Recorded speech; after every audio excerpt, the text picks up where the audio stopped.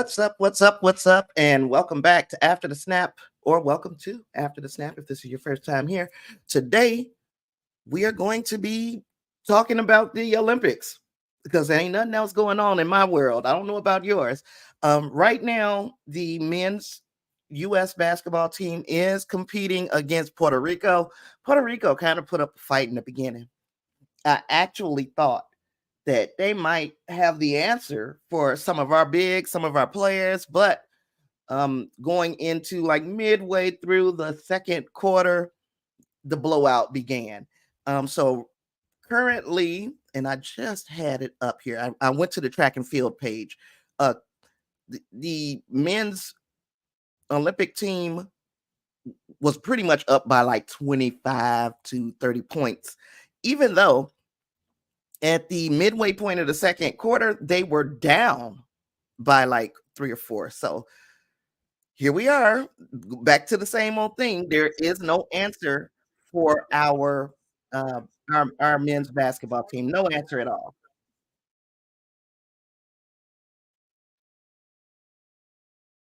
And if you are in the place, maybe you can tell me if I'm coming through for you all. Let me know if you guys can hear me in the chat. If you jump in here. If you don't jump in here, then you say you can't tell me if you ain't here, right? Um, let's see. But the big events for me will be the track and field events because track and field, I love that shit. So, so the big thing, and it's starting in 3 minutes. We're going to see Shakari Richardson try to make it to the finals of the 100-meter dash for the women. We got Noah Lyles competing today as well.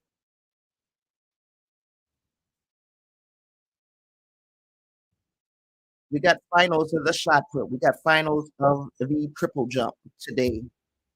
We got the mixed relay, and I hope that we get to see Quincy Wilson.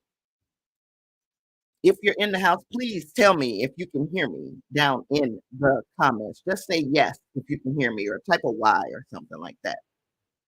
So today we've got the men's decathlon javelin throw. We got the 1,500-meter repechage round, which is something that's new for this year's Olympics.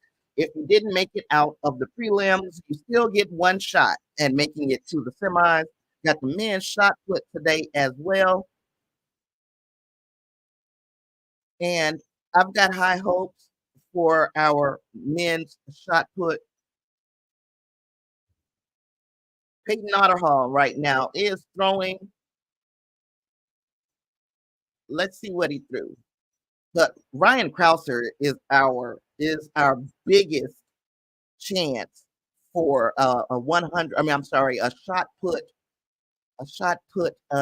gold medal. Our biggest chance is Ryan Krauser from the U.S. And I'm crossing my fingers that Ryan pulls off the hat trick here.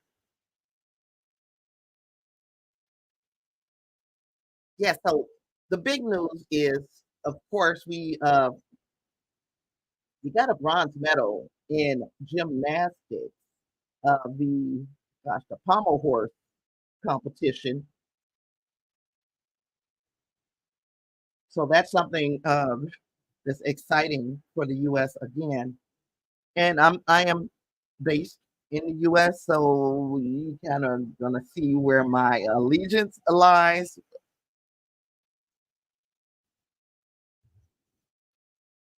We are going to see again. Let's talk about our medal count. Right now, as far as gold medals are concerned, we are trailing China by 5 gold medals. Of course, we expect to see some more golds coming in women's Olympic basketball. Not the 3-on-3. I don't know what's happening. I don't know what's going on there, but not the 3-on-3, the 5-on-5. The men's Olympic basketball. We are expecting to see somebody will get a gold medal in the track and field events. Hopefully, we can close that gap. Of course, As far as overall medals are concerned, we have 51, which is the most overall medals. But we want to add to the gold tally. I guess I'm going to have to check myself to see if I can hear myself because I don't want to be sitting here talking and then I can't even hear myself. So, yes, if you are joining from the After the Snap Blitz report, I appreciate you for being here. Thank you, because this is the first live stream that I'm putting out on that channel. Um, I'm After the Snap. You guys are used to seeing me, and I'm used to being here and chatting with you. And if you're not here on the live, I welcome you to come for the replay. The men's 10,000 meter. For the first time in 56 years, we had a medal in the 10,000 meters, and that was from Grant Fisher last night. Grant Fisher did his thing in the 10,000 meters. Jade Carey bringing home bronze in the vault. Of course, Simone Biles dominated the vault as expected. She has added to her gold medal collection. So right now we're watching the 10,000 meter medalists receive their medals. Let's see.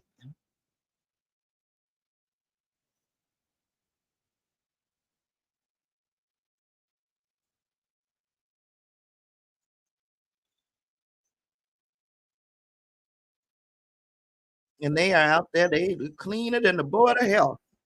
Okay.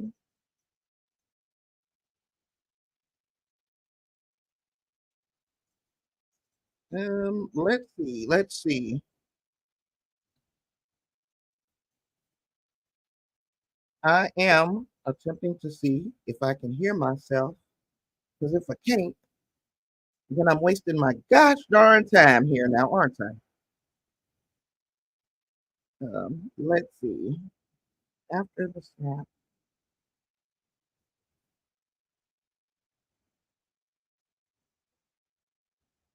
blitz report.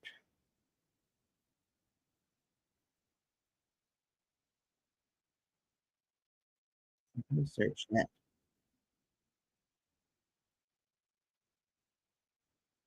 Let's go to that channel and let's see if I can hear me. Test, test.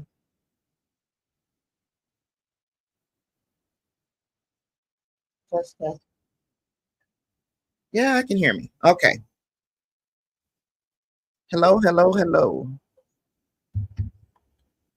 All right.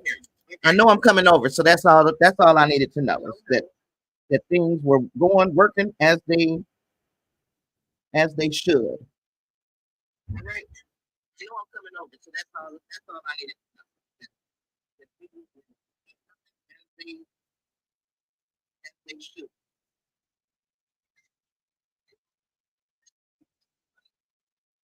Let's cut this down.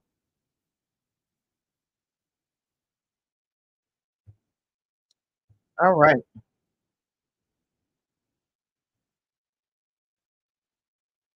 So again, the United States has 51 overall medals. 11 of those are gold. We got 20 bronze, 20 silver, and we are looking to add to our tally today. I'm going to look and see.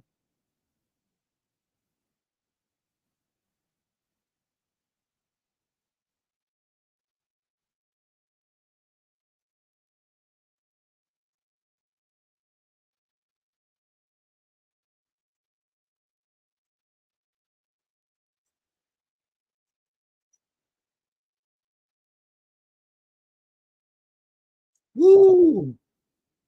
Shelly Ann Fraser Price is coming to run. Shelly Ann Fraser Price is the queen of Jamaican sprinters. She is, all hail. She's got a 100 $85,000 timepiece on her arm. That is what you call a flex. That is what you call a flex. We are seeing the 10,000-meter gold medalist salute the flag of his home country, which is, I believe, Uganda. He is saluting his flag because he stands atop the podium with a new world record, by the way, BT Dubs, in case you didn't know.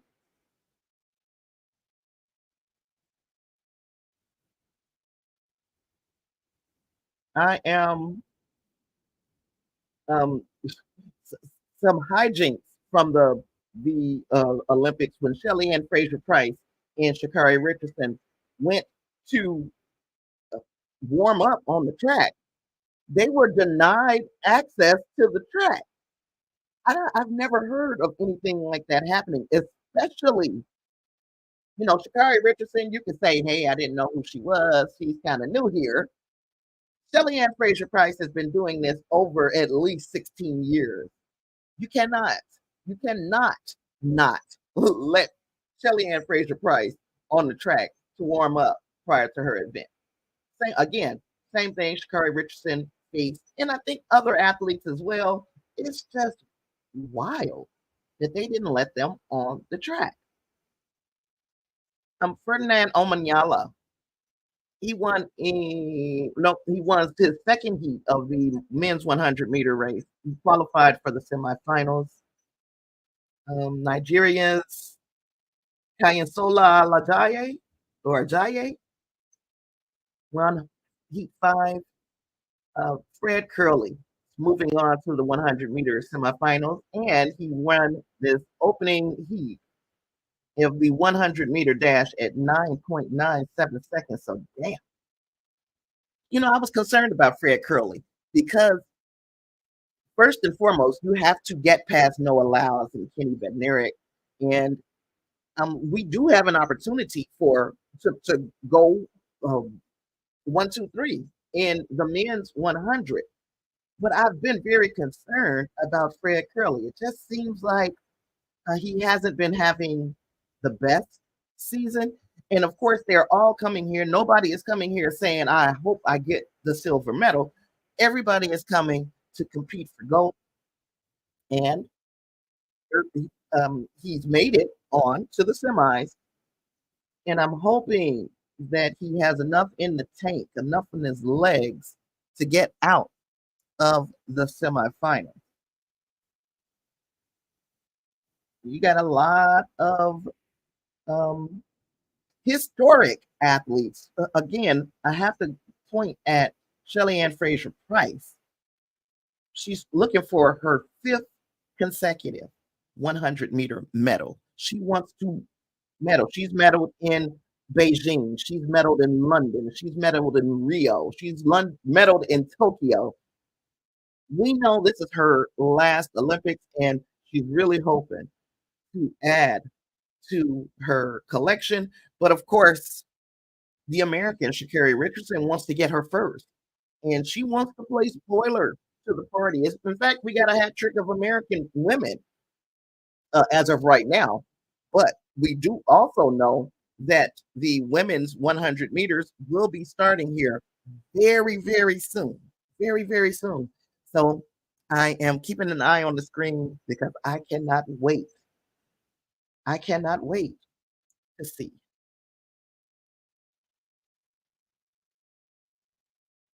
Harry is ready. Let's hope that she's able to pull it off. And at least I'm hoping that she's able to pull it off. I know there are some Sha'Carri haters out there. In fact, there are whole channels dedicated to hating on the American athletes. I'm not one of those channels. I'm not about to come here and say anything negative about our Olympians. Now, Noah Lyles, of course, I'm pretty sure he's saving a little. He's got a little left in the tank, but he came in second in the men's 100-meter heat, the heat for the prelims. But again, it's not about winning those preliminary rounds. You do want to exert a little dominance over your competition, but the main goal in the preliminary rounds is to get to the semis. It is not to continuously win, win, win, win, win.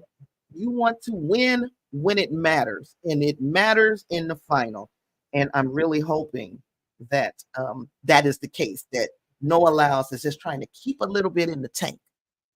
Okay, so we are about to go. Of course, I cannot, again, can't share the screen because the Olympic Committee will get in my ass if I try to show you this race. They'll shut this stream down so quick. I've had it happen before, not in sports. We were doing a Disney, and Disney said, you're not to stream any part of our event. So I learned my lesson. We are going to talk through this. And if you are watching the Olympics, go ahead and drop in the comments right now. Who do you think is going to take the women's 100-meter dash? And again, we're seeing right now Sha'Carri warming up. We're seeing Shelly Ann Fraser Price on the screen. And again, Shelly Ann Fraser Price, this is her final Olympics. She wants to go out with a bang. Her teammate, Sharika Jackson, scratched herself from the 100-meter competition. Got Julian Alfred also. Julian Alfred represents the Texas Longhorns as college, but in the Olympics, she is representing St. Lucian. So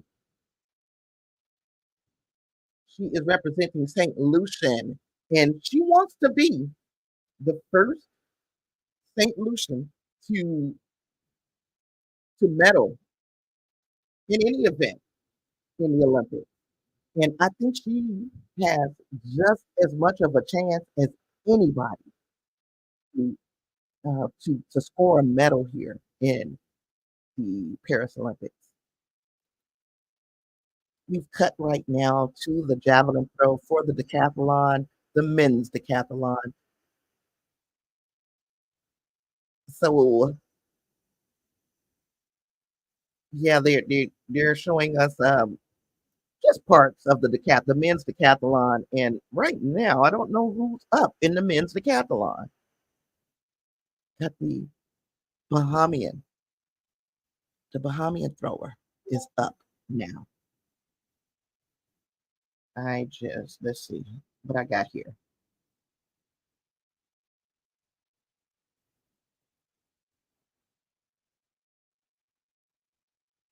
You're watching, oh, David is watching my live chat, but it won't let you chat. Well, I wonder why that is. I really, look, I really want to hear from you if you're still here, David. But if you cannot get through there, if you can't get through there, then just talk to me on Discord. If you would like to join our Discord, it is Discord. I'm sorry, it's After the Snap fam on Discord. Go ahead and search us. You can join us. It's not as many sports conversations that go on in not as many sports conversations, but we talk about Marvel, we talk about DC, we talk about Star Trek. We're really big on Star Trek over there.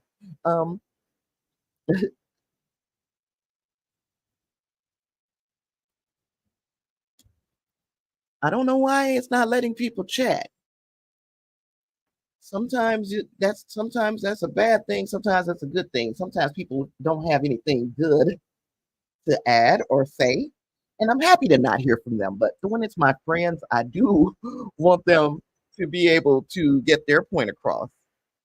And I just missed who was up in the. Okay, so we got the repechage heat of the men's 1500 meters. So the people who failed to qualify for the semifinals, I've got I've got two people. So I'm live streaming on a couple of channels there, David.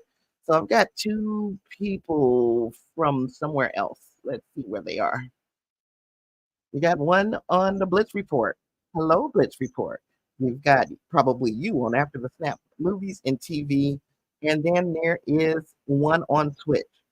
And if you guys are just again, I'm just chatting.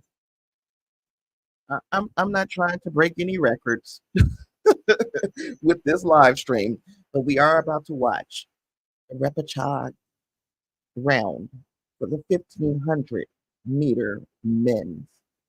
Anybody who did not qualify in the prelims are now being given a second opportunity to make it to the semis if they can survive this round. I am not 100% certain how many people. Again, the repechage round is something new. I don't know how many people are going to make it out of the repechage round into the semis, or is it the finals? But these men are now knowing that this is their last chance to make it. And I am truly, truly, I can feel the intensity, and I'm not even in the stadium. A Canadian runner here, he is confident. He looks confident that he will make it out of this round. We also have somebody here from France. Here we go. And they are out. And of course, the 1500 meters, 4 times around the track. So, this first, it's a strategic run. And it is based on basically having a game plan about how you're going to attack this race. Do you want to get in the crowd? And that is a very dangerous place to be, being in the crowd, um, in the pack. So many of our 1500-meter runners want to get out of the pack and kind of get up in the front and set the pace. Their first lap around was about 45 seconds, which is a pretty good clip. They are seriously attacking this run. We've got some kids up here. The Australian McSween is up front. He is setting the pace. Very, very, very long athlete. So, when you got that long stride, but it's starting to become a bunch. And I'm starting to see people stumble over one another. But the Australian is still up front. And at their second lap, at the end of their second lap, we are at 1 minute 37. Let me see. Yeah, 1 minute 37 seconds. They got 2 laps to go. And again, the Australian is still up front. He is followed by the representative or the runner from France and the runner from Ethiopia. But there are things changing. We still have the Australian up front, of course. He is still setting the pace, but there has been some changes. The runner from France is currently in second, and now the Ethiopian runner, who was in the front of the pack, is fading. We still have a bunch of athletes. There has been no real separation from the pack. But here we are, 2 minutes 30 some, let's see, 2 minutes 40 something seconds for the third lap. We are in the bell lap. We are in the bell lap, and the French runner has taken the lead. Right now, who was that in the second? I think that's the Belgian runner right behind him. Oh my goodness. And now we are seeing the strength of these 1500-meter athletes as they overtake the French runner on the curve with less than 200 meters to go. Oh my goodness, I'm so excited. Oh, is this the guy been training in Israel, competing under refugee state? I don't know, David. But the French athlete is saying, I want this the most, but here comes, oh my goodness, and he fades. I don't know who that was that just took it. The Irish, the Irish runner has taken it. Also, the Canadian runner came in second. Oh gosh, 3 minutes and 20. I just missed that the time. I'm sorry. I'm not a great uh I'm not a great play-by-play commentator for the 1500 meters, especially because these are athletes that I don't know that much. So there's that. Oh, but the French athlete just didn't have enough left in the tank. And I'm pretty sure the the um the home crowd was trying to pull him in, but that last 200 meters was just too much for him. Now I want to see exactly how this repechage round works because I want to know how many people advance from the repechage round. How many advance to the semis?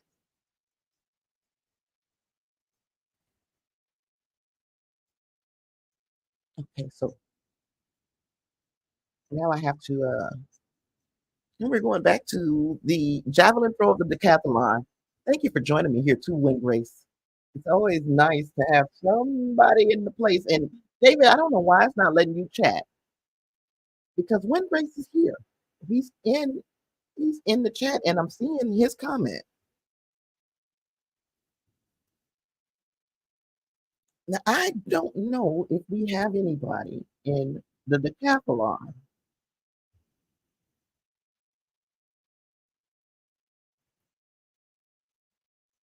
but this is the javelin. And we're still going through the rounds. You said you don't see him when Grace, but he was in Discord. So I'm talking to him in Discord because he was unable to he's unable to comment on the stream. David, do me a favor. Go to sports discussions to that tab on our Discord and let's move this conversation over over there. Now, just in case people needed a little bit more incentive to bring home the gold medal, I want to thank my friend Clarence for sharing this article with me that is talking about Shannon Sharp and Chad Johnson are going to pay the track stars for the United States $25,000 if they bring home Olympic gold. Now, $25,000 is nothing to sneeze at, period. But I also, I just keep in mind that we've got a 16-year-old who made the Olympic team as a member of the 400 meter, of the 4 by 400 meter relay. His name is Quincy Wilson. And if Quincy Wilson comes home, if Quincy Wilson runs the 4 by 400 meter relay, Quincy Wilson comes home with a gold medal. Can you imagine not only going back to school with a gold medal, you'll also go back to school, going back to his what I think is his junior year of high school, going back to his junior year of high school with $25,000 at least, because we have the 4 by 400 meter men's relay that he could compete in. Then we have the world record holding 4 by 400 meter mixed relay that he could compete in. That's an opportunity for two gold medals for Quincy Wilson. And I would make Uncle Shannon come up out of his pockets. I'm tapping them pockets if I'm these United States athletes. You're going back down. Oh, I see you now. I see you now, David. Glad you can make it. I can drop this down here. You had to turn the TV off and go straight through the phone. That's weird. And you're here. And everybody, because it could be someone who is not comfortable with saying hello on the Blitz report. But I do know that we got at least one person watching from the Blitz report. So hello.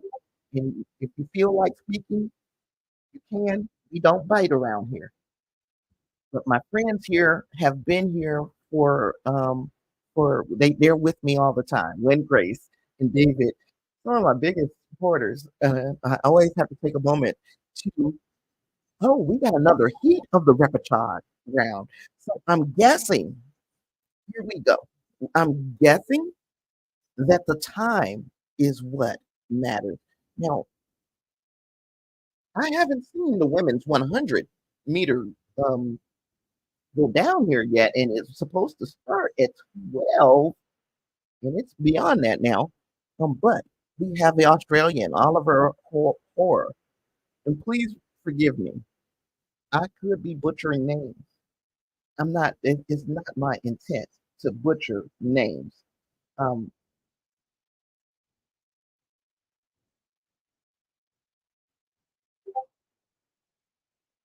yeah, I don't want to butcher anybody's name.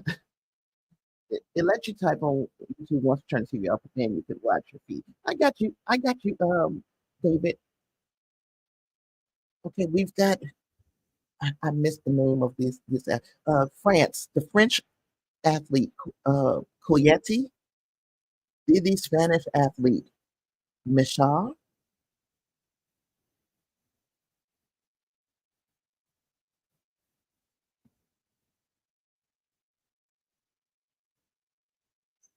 Oh, Spencer from New Zealand. No, Tanner from New Zealand. Spencer is from Australia.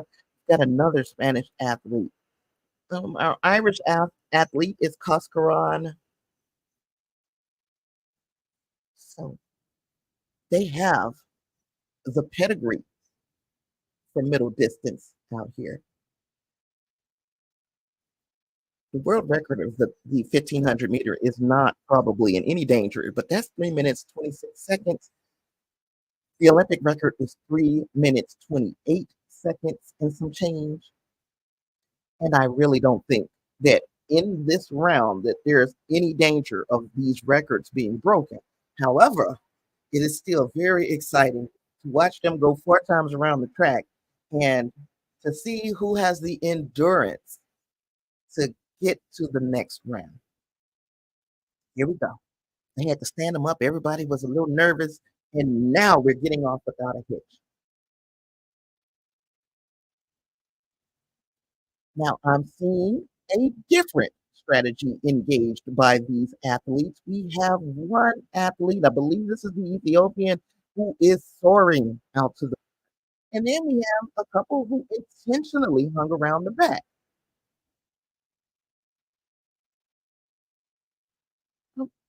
I don't know what that means, Siddhartha78 on Twitch, but hello to you. If you want to continue to watch with us. So, again, they are finishing the first lap at about 43 seconds, which is about what happened in the first heat. But again, if this is an Ethiopian runner, and I don't want to misstate his, I don't want to misstate. And of course, he's got his number over his country. So I can't see what country he's representing. But again, still leading, still leading 300 meters into the first or the second lap. And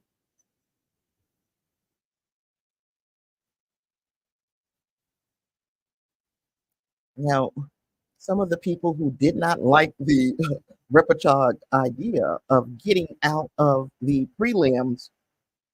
Oh, and now the gap is closing on our lead athlete. The gap is closing. We got about 650 meters left in this race, and two athletes are pulling away. Australia's Hoare. That just sounds so funny to me. Australia's Hoare is pulling away along with who I'm calling the Ethiopian runner because I can't see what country he is representing. We are at the, is it the bell lap right now? Where's the bell? Where's the bell? And now people are attempting to close the gap. We're at the bell lap. One lap to go. 1,500 meters. We still have the same two leaders. But it's not looking good. It looks like this Ethiopian runner set the pace, and now he is being overtaken. We only have about less than 200 meters to go. Less than 200 to go. We are coming down to the final 100 of the 1,500 meter second heat of the repechage round. And gosh, who the hell is that? And where did he come from? Oh my goodness. Um,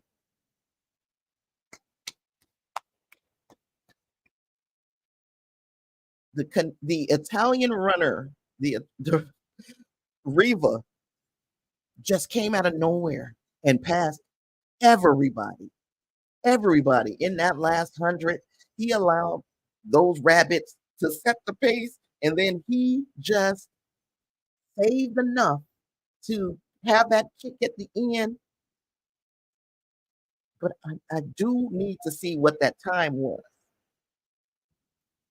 Oh, he won this heat, but he did not have the right time to make it through to the semi. And oh my gosh, the grit and determination of this runner, but he did not make it through to the semi. Oh, that's so sad.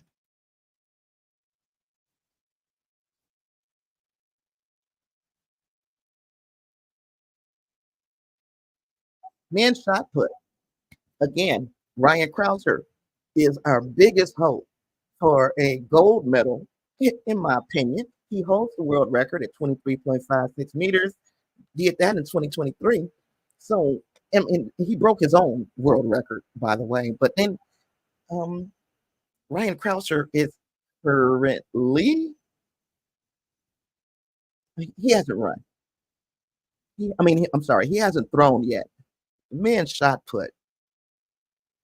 Don't let it fool you. It looks like they just throwing a ball out there, but that ball is heavy as hell. So, and here they come. The Norwegian thrower, Marcus Thompson. Did, are they not showing the women's semis?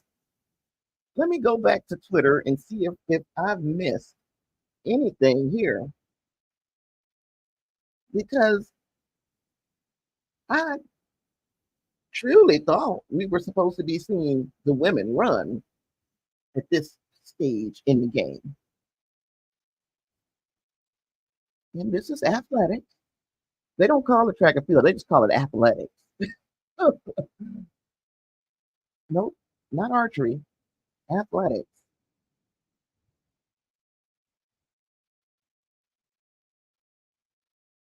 The women's 100 meters. Okay, 12:50. I was wrong. I had time wrong, y'all. It's at 12:50. So we will see the semifinals of the women's 100 meters in just about 20 minutes. We will also see the finals tonight or this afternoon after about 2 hours. So at 6:20 p.m. we'll have the women's finals also today. The men's 100, no, men's 110. Let's see. Yeah, I don't have any times for this stuff, so I'm gonna guess that this is not happening today.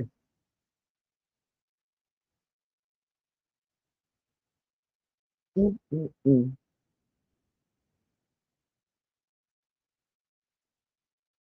Let me go back. Yeah, poor things. Now, the 1500-meter men's uh, heat one semis, I believe. That's going to be this afternoon at 2:45 p.m. And I mean, I guess you guys can tell how excited I get because there's a strategy to running 4 times around this lap as fast as you can. There's a strategy for even the 800 meters, which is one of the events that I used to run in high school.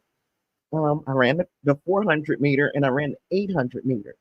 And there's a strategy to running these events. And I like to see what strategy people employ. It's just like I like to get in their heads for a little bit.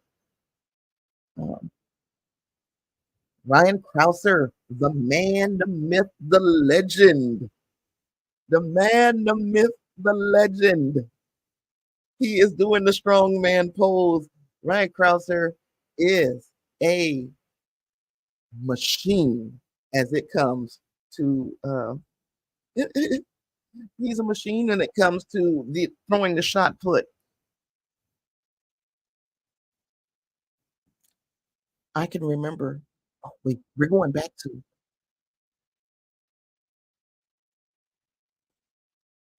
and it seems like every time we have a world type championship, um, Ryan Krauser has some kind of medical issue, and I hope that this doesn't stop him from competing at his highest, what we know he's capable of.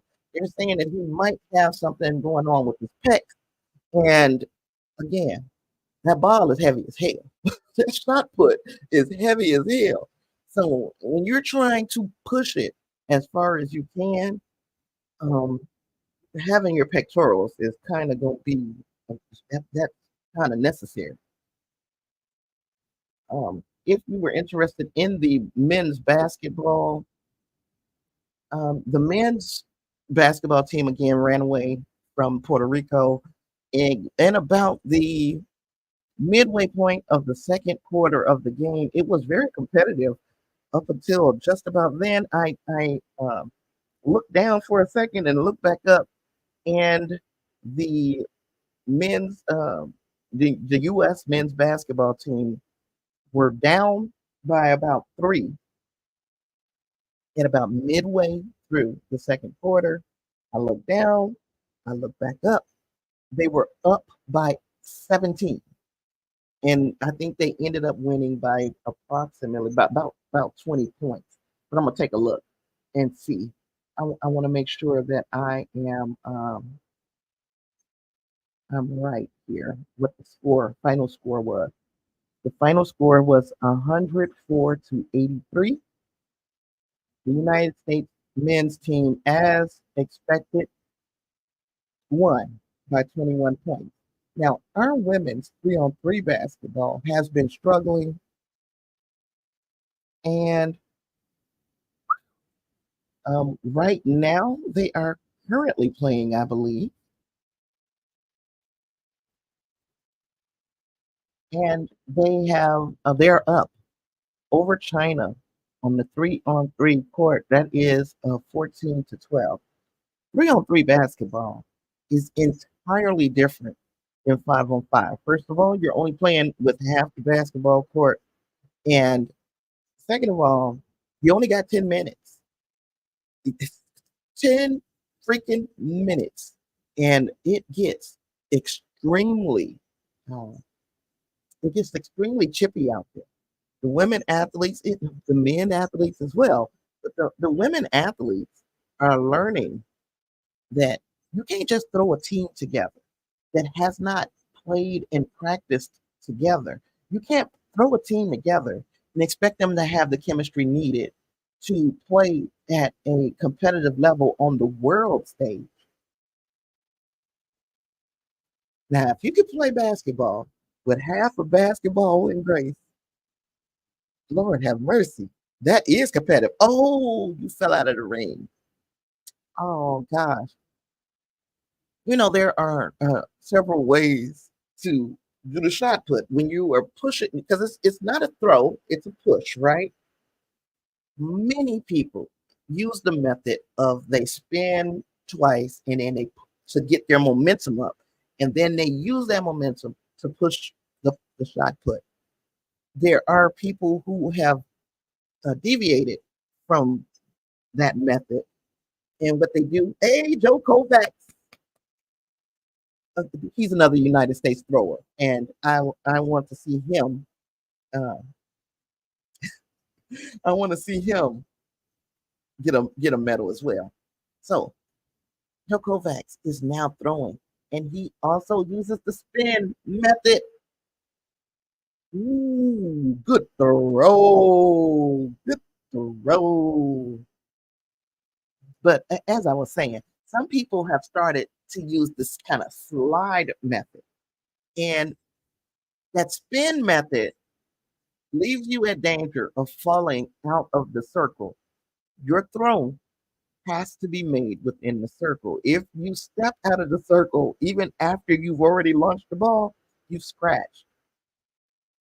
But none of that. We don't have to worry about any of that from Joe Kovacs. He is showing what a freaking specimen he is with this ball. And he doesn't use the slide method. This is just something that I noticed, and I've noticed it a lot with the women athletes. Um, as far as the shot put and the hammer throw go. The discus, I've never seen anybody attempt that. The discus is almost like you have to spin. When I was younger and in high school, still athletic, still running and all of that. When we just needed to put a point on the board, we just need you to go out there and get a point for us. I would throw the disc. I was not good at it. Oh, but then we also, I threw alongside some dynamic throwers, and watching them and the footwork that was necessary to get that discus to go as far as you needed it to go to be competitive. So that first throw by Kovacs was 21.69 meters because we're the only people in the whole wide world that's going talking about feet. Everywhere else has meters. We are approximately 8 minutes away from the ladies. And you can wear it like a hat. What am I wearing like a hat? Who's wearing what like a hat? Can't wear no discus like a hat. All right. The check thrower.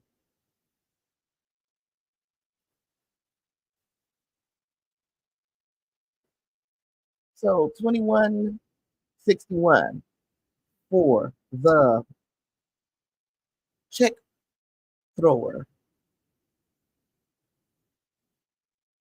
21.61. Wow.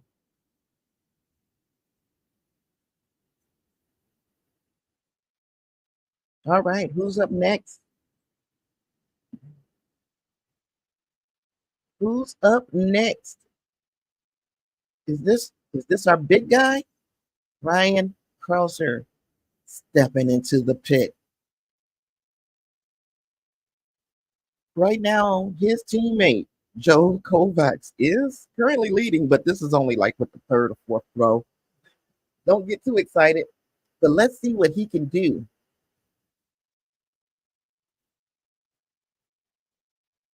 Do it.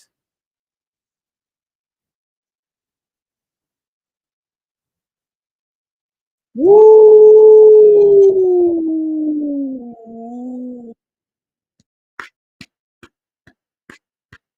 I can't tell you. I, he's thrown over 22 meters right now, and like I said, the other throwers were in the 21s.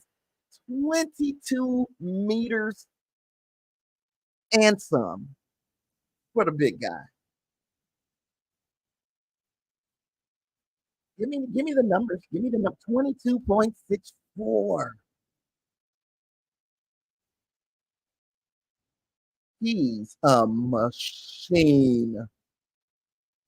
It's not even fair. It's not even fair. That's your just think about this. You're being conservative in your first throw, right? 22.64. We got an Italian thrower, Weir, and I don't know if he is gonna have 22 in him. We're gonna see. You know what they say. Oh, he didn't even get to 20.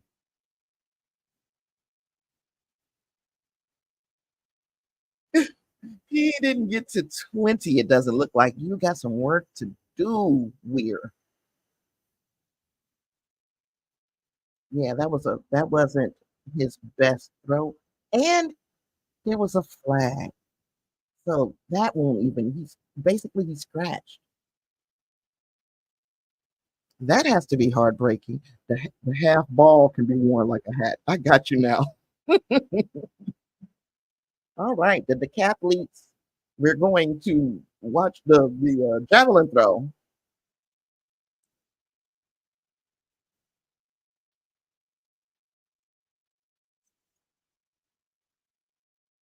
Javelin throw for the decathletes. So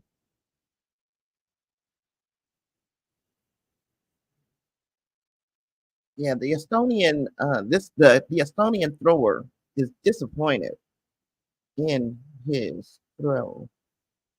I don't know. I mean, he had a little bit of room where he had a little bit of room where he could have, stepped into the throw a little bit more, but he, I guess, was afraid of scratching. So right now, we don't have anybody in the standings for the men's javelin throw for the United States. They got a team called the Buffalo Balls.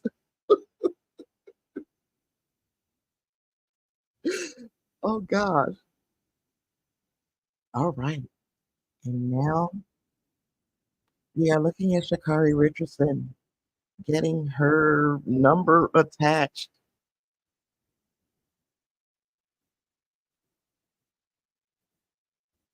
Let me explain to you what this semifinal women's heat that Shakari is in.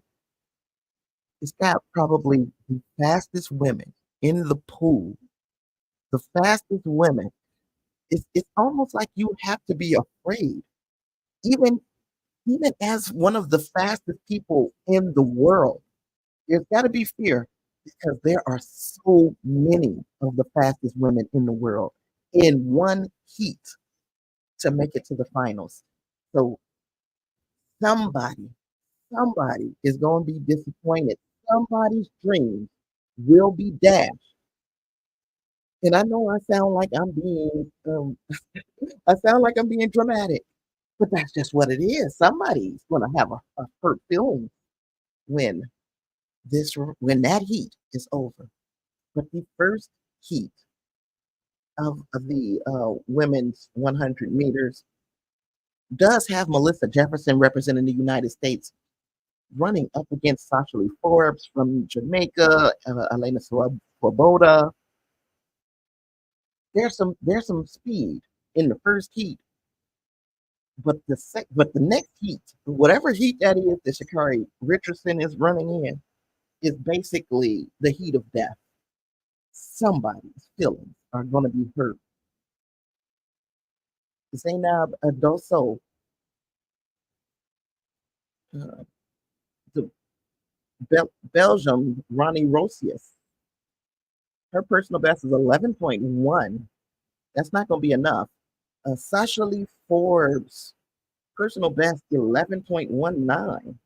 Not that's not her person. That can't possibly be her person. That's her qualifying. That's her qualifying time. I'm sorry. I got that wrong. Sasha Lee Forbes from Jamaica. Melissa Jefferson from the United States. Her qualifying run was 10.96. This is why I say it's not going to be enough when you're running 11s. But Jefferson may be able to pull them to go faster. Dina Asher Smith, the great British runner, 11.01 was her qualifying run. She's not to be slept on. And as a matter of fact, I'm saying Sasha Lee, Melissa, and Dina are coming out of this heat. We're gonna see. Awa Swoboda, 10.99 for her qualifying run. Oh, I didn't know she was in here. The Ivory Coast, Marie Josie Talu Smith, 10.87 was her qualifying run. That you can't sleep on her. She's coming out. I had to change my thoughts. Oh, the Swiss runner, Mujinga Kambuji, 11.05 was her qualifying run.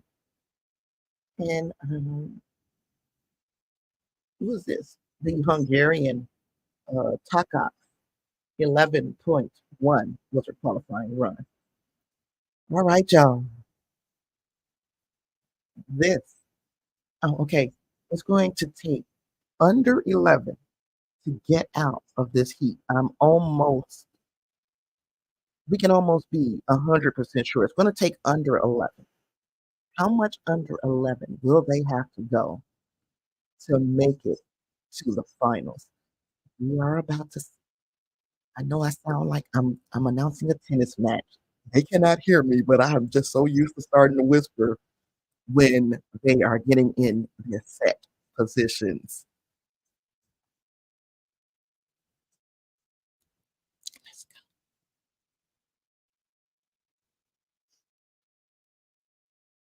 And they are off.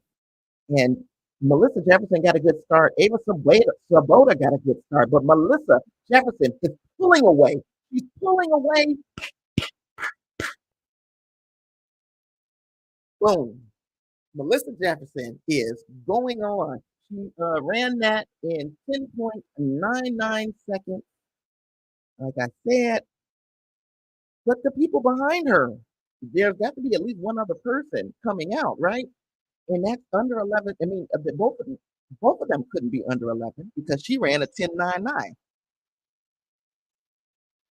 So Marie Josie Talu is also coming out, but I want to look at the final board to see to make sure that I saw that correctly. Melissa Jefferson trains with Shakari Richardson. So this right here is, again, this is showing you how a person that is speedy can pull you to run your best time. And so Melissa Jefferson, 10.99, Marie Josie Talu Smith, 11.01. Only the top two qualify for the finals. The rest will have to wait. So that was fun. That was fun. Ouch.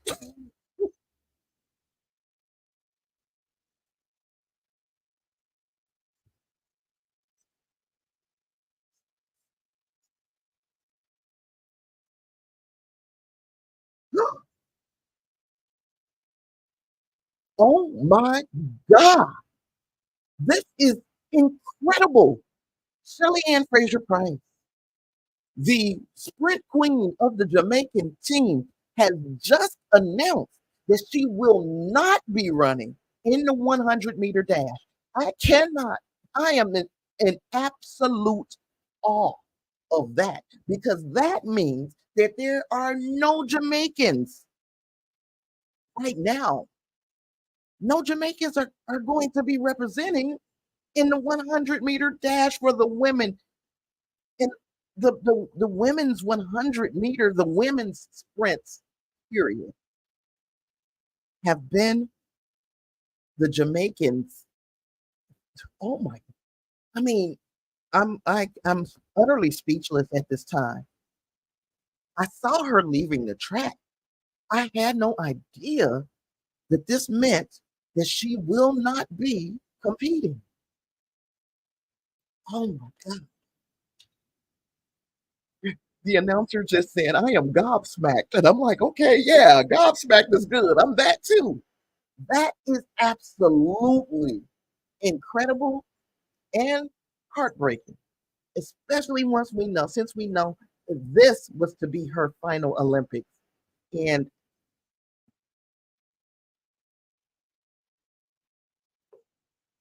I want you to think about that. She has taken herself out of contentions. So I'm wondering why, when something like that happens, won't they allow one of the runners with the best time who didn't make it to the semis? I'm wondering why they won't allow one of those people to to take that spot. Because now we're just going to have an empty. We're going to have an empty lane.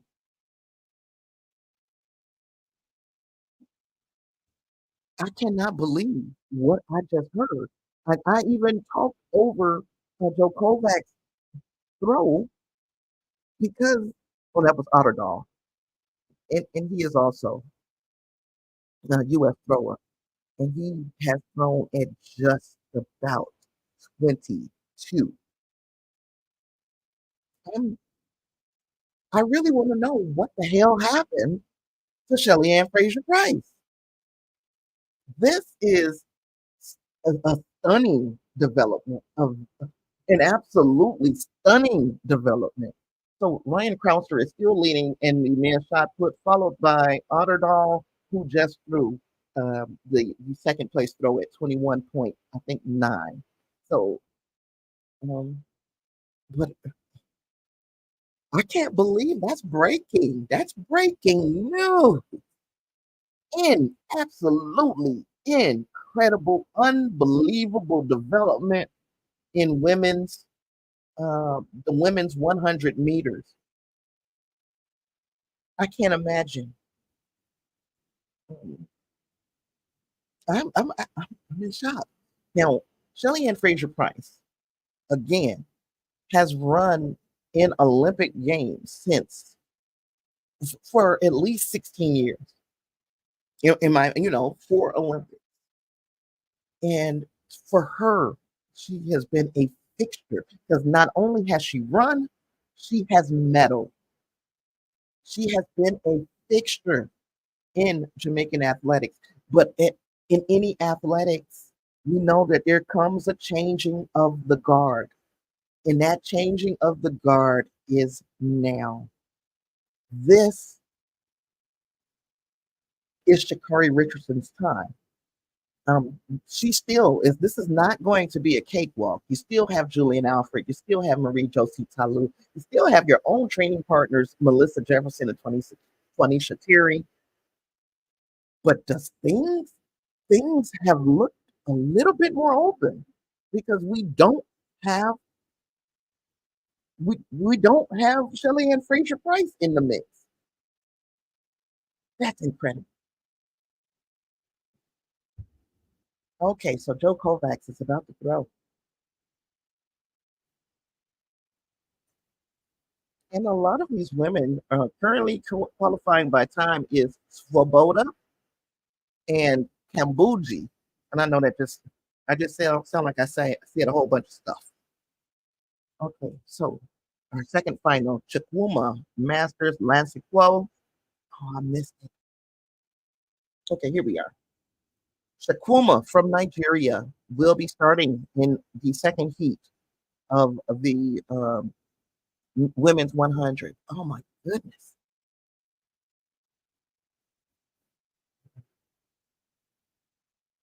I truly can't believe it. Masters representing Australia. Her season's best is 11.26, and that is what she qualified with. 11.626 is not getting you out this heat unless something crazy happens. But something crazy has already happened. Imani Lassiclo qualified with 11.10.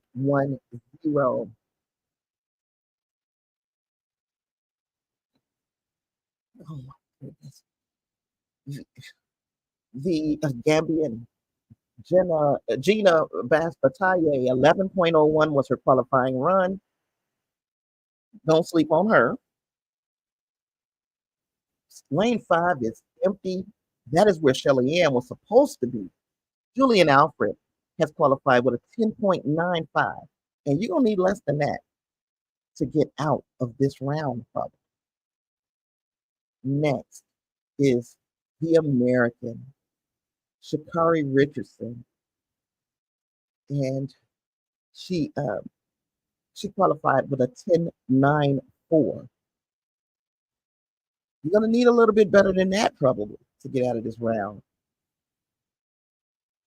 The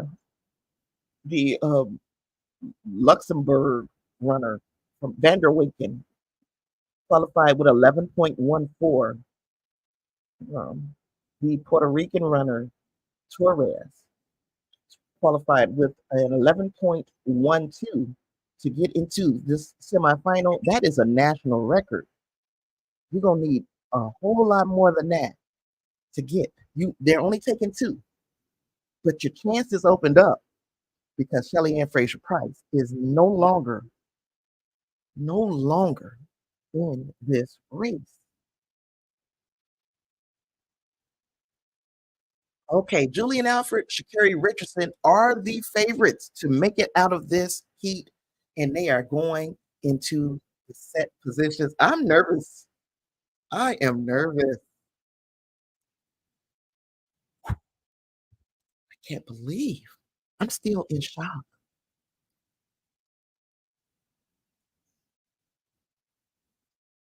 Oh, they all.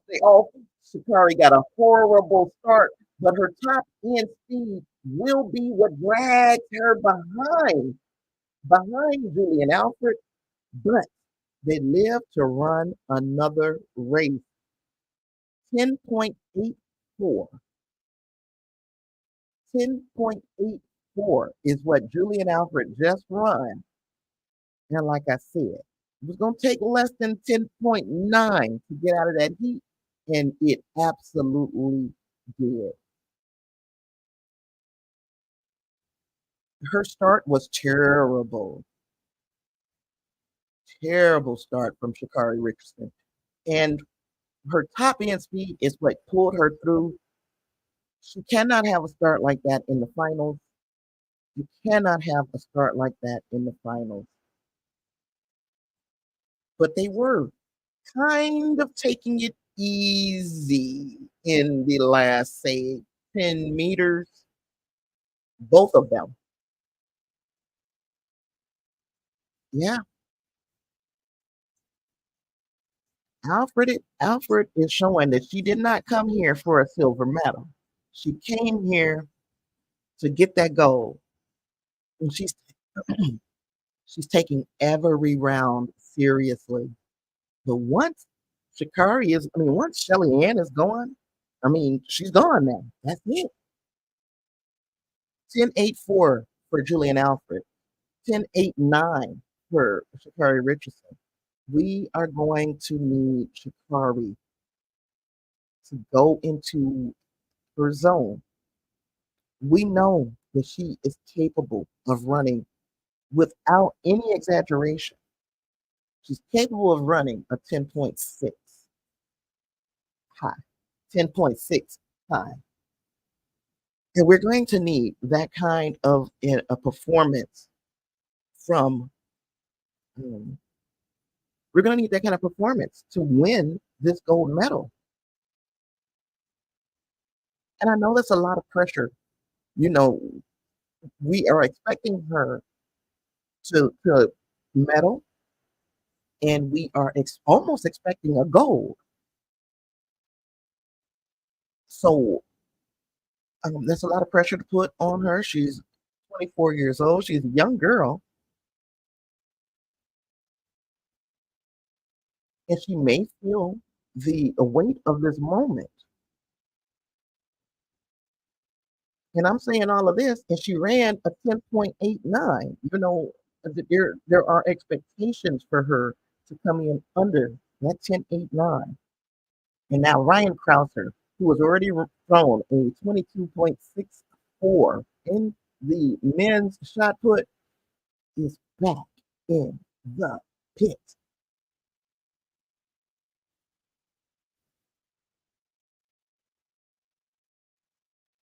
God damn. I mean, this man is half man, half amazing. I believe he threw just a little over 20. Was that over 23? I gotta see.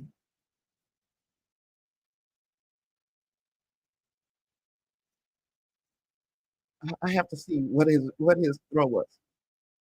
22.69. It was close to that 23. 22.69. He has a very comfortable lead over his teammates, and hopefully they can stay here so we can take the podium because we have Kovacs, Otterdahl, and Krauser. One, two, three currently.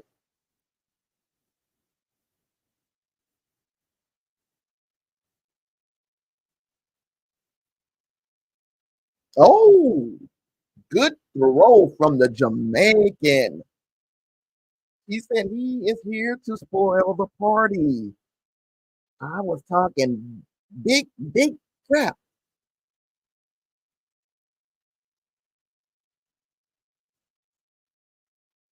Oh, the Jamaican with a huge throw. I have to see exactly what the throw was. 22.15. He is currently trailing Ryan Krauser, something that I didn't expect for, for anybody to be able to throw that 22. So now, oh, third heat. Third heat of the semifinal of the women's 100-meter is about to be underway. And I was wrong. The Jamaicans still have an opportunity to get to the final. We have Bertrand from the Trinidad and Tobago. 11.27 was her qualifying run.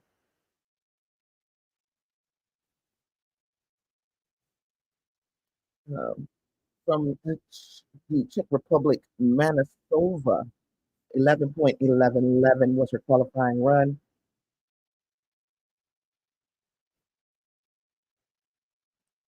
Zoe Hobbs from New Zealand, her season's best was 11.08, and that's what it took for her to get to the semifinal.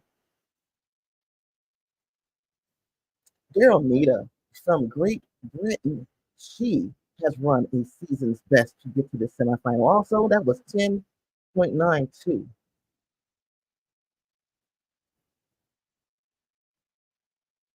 Leduc from Canada. National record was what it took to get to this final. I mean, semifinal, and that's 10.95. That's a good run from Leduc. Tia Clayton. She qualified with 11 flat, and she is the Jamaican representative. She is one of their big hopes for a medal in 100. Twanisha Terry from the United States, another of Shakari Richardson's training partners, ran an 11.15, far away from her personal best, but that's what it took to qualify for the semis. And German Gina Lokenkemper ran an 11.08 to qualify for this final. And I think she has another gear that she can jump into as well. Um, and finally, Delphine Nakansa from Belgium. Her personal best and her personal best is what it took to qualify, and that is 11.2. we are going to need to see if she has another gear. If she wants to be in the top two and get out of this semifinal round.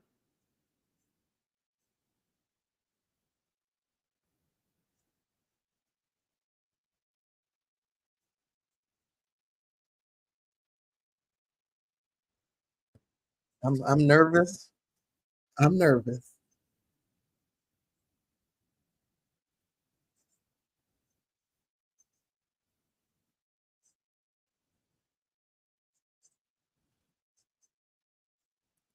Here we go. Here we go. Here we go. There is no repechage in this.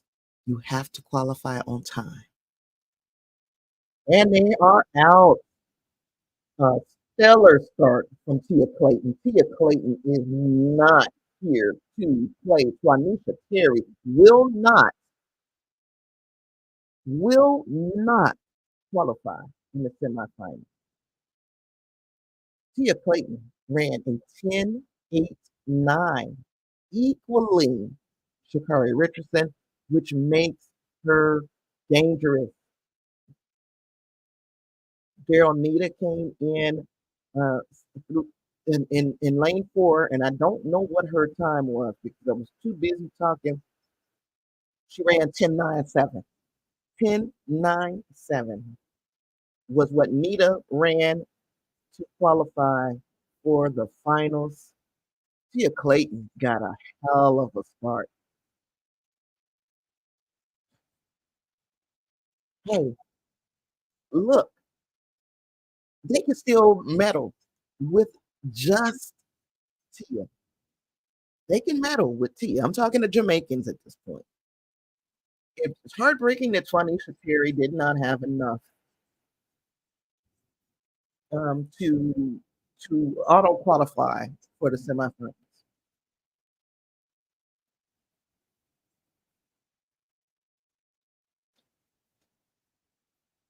So Twanisha Terry was ran an 11:07. 11s are not going to get you into the finals like that.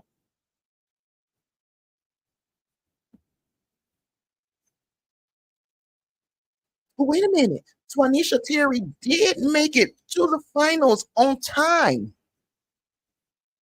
I was wrong, baby. Mama was wrong again. So now we are just a couple of hours away from what will be the final for the women's 100 meter, and we're going back to the shot put. And I want to see if anybody got anything for Ryan Krauser. That Jamaican uh, thrower shocked me. He probably shouldn't have shocked me, but he shocked me because I did not expect to see anybody throw in the neighborhood of Ryan Krauser's 22 uh, plus.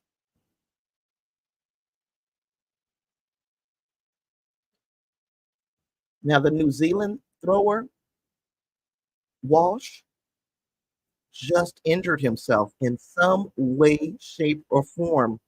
He's coming out of the circle in complete and utter pain. He threw like a 19, which is uncharacteristic for this thrower, and he is in pain. Peyton Otterdahl is back in the circle, and Peyton Otterdahl throws over 22. Was that over 22?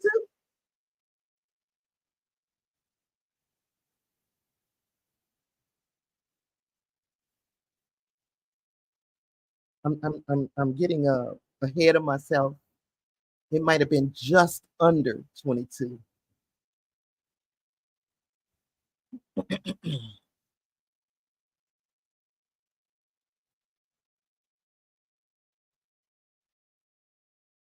22.01, still not enough to uh, to overtake the Jamaican. You're gonna need a huge throw. I mean, all of our guys. I mean, Ryan Krauser is kind of he's out. out ahead. Here comes Joe Kovacs. He wants to get back in the top two.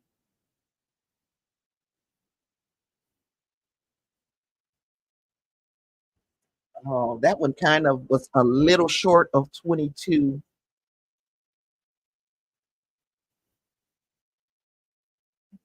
His first throw was 21.69. This second throw is a bit further, but it's still a little short of 22. Mhm. And his wife is I think his wife is his throwing coach because she's a dynamic athlete as well. 21.71 was that second throw by Joe Kovacs. Um, I don't know what he might have to do to what he has to adjust, if anything. It may be just coming off of his fingers. It may just be the way that it's coming off of his fingers to get him to that 22 plus mark. Thomas Stanek from the Czech Republic.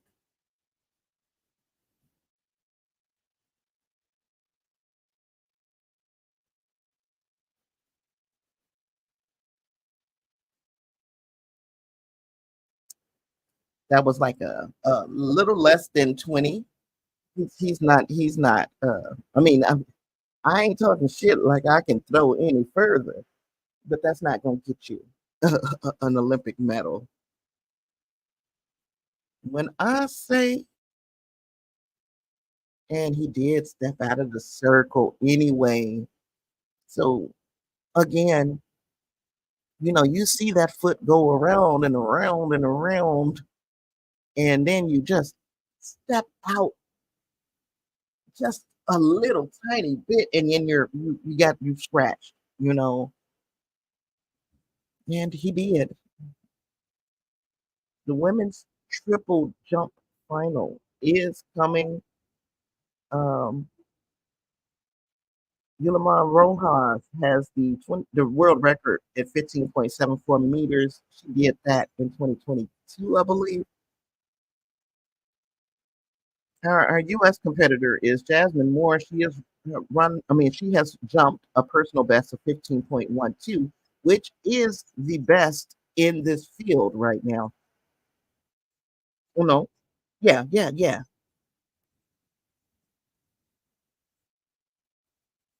So we are going to, and let me see if there's anything I need to be reporting on over here. Yeah, I'm super pumped that we are doing so well in the shot put, but I really wanted to see our guys take the podium once again because I believe they've done that before. Um, and let me see what our medals are looking like now. Now the medal count has not changed. We are still at 11 gold, 20 and 20 for bronze, a total of 51. What other events do we have to look forward to today? I don't know what time they're doing some of these things. What time?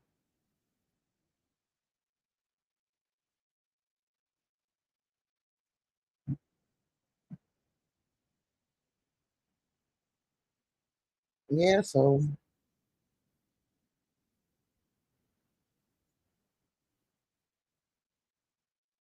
okay, so Shelley Ann Fraser Price, who earlier announced this would be her final Olympic Games, did not race and was listed as did not start in the semifinals. I'm trying to figure out why. Trying to figure out what happened with her.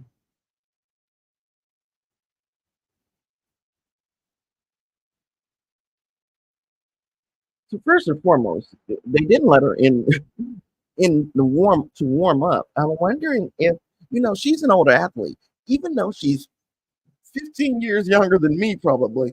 She is an older athlete. And maybe she felt like because she didn't have the opportunity to go through her warm ups, that she wasn't going to be able to compete. But this is a very tough way to end a career.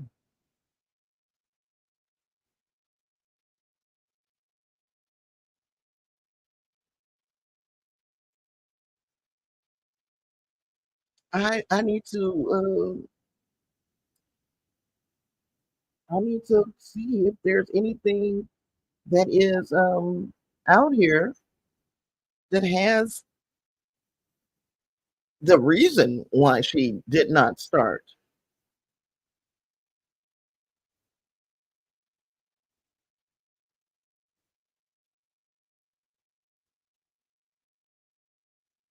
Yeah, I'm not seeing anything definitive that is telling us the why behind, because she ran a hell of a time to make it to the semi. So she still has that, but I can't I just don't understand how, why, what. And then, like I said, she came out there with this freaking $180,000 watch on. I just, uh, wait a minute. Shelly Ann Fraser Price, the Jamaican sprint legend. Of course, they're going to try to show me a million different ads to read this article. Um, she is, she was seen trying to gain access to the designated warm-up area. However, officials barred her entry. Later on, she sent shockwaves across the world when she decided to withdraw her name from the women's 100. Um, Reports indicated that Fraser Price was not allowed access to the warm-up area, causing a stir among athletes and fans alike. The issue reportedly stemmed from a rule change that caught many off guard.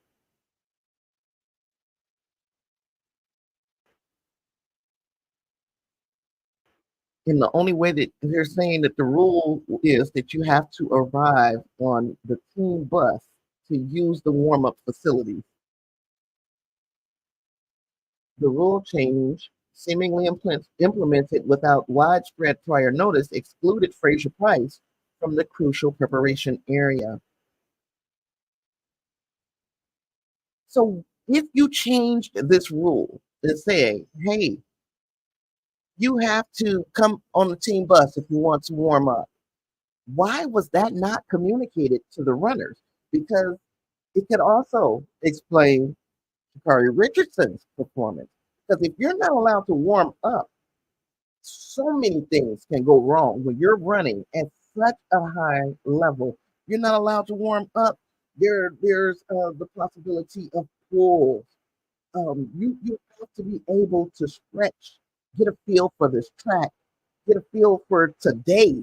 The weather and everything affects a runner and their ability to perform at this high of a level. If you have a change like in the Olympics, especially a storied runner like Shelly Ann Fraser Price, you do not want to make this the reason. If this is indeed the reason, you don't want this to be the reason that a legend does not compete.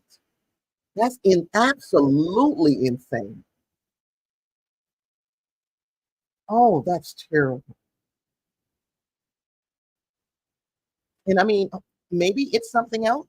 And maybe I'm just jumping out of the window about this warm up area thing, but she was livid in the footage. And of course, you can't show any real footage. I guess I could show this, but I'm not going to risk it because they'll take my damn stream. They'll take my stream down. She was not allowed entry because she didn't come on the bus. That is absolutely insane. And if that turns out to be the reason that I'm sorry, that Shelly Ann Fraser Price did not start in what would be her final Olympics, shame on you, IOC, and shame on the person who was at the gate who said no to Shelly Ann Fraser Price.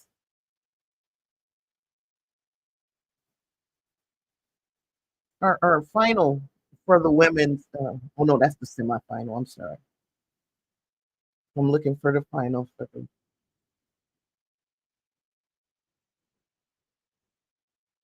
Mm. I was like, okay, um, yeah, that's insane. It's insane. I am very saddened. But again, the Jamaicans have no shortage of sprinters. They have a stable of women who are running these sprints at an elite level, and it's basically now next woman up. And the next woman up is Tia Clayton. She is the only person representing Jamaica in the 100-meter finals. We still have yet to see Sharika Jackson, who is another superior sprinter from Jamaica. She will be running in the 200 meters. She uh, for the 100 meters, and she withdrew her name early because she wants to focus on the 200, which is her specialty. Takes a whole different set of muscles and a whole different strategy to run the 200 meters, and she says, that's going to be her focus. Um, wow, but yeah, the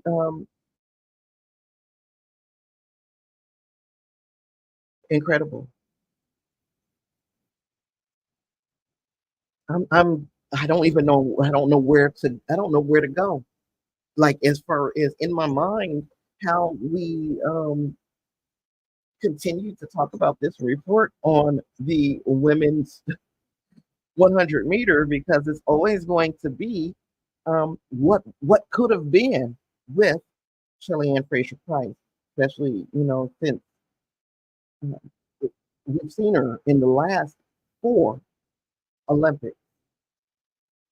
She has medaled in the last four Olympics in the sprints, and her absence is going to be it's going to be deafening, especially to fans of the Jamaica sport. Again, the United States, I was wrong again. Tamisha Terry, Melissa Jefferson, and Shakari Richardson are all representing the U.S. in the 100-meter finals.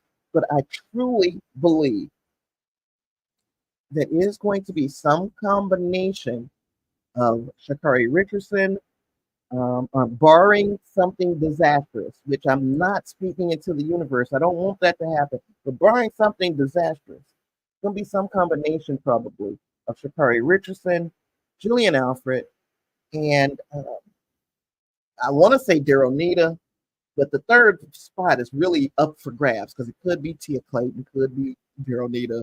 Um, we just have to see what's going to happen in the 100-meter finals.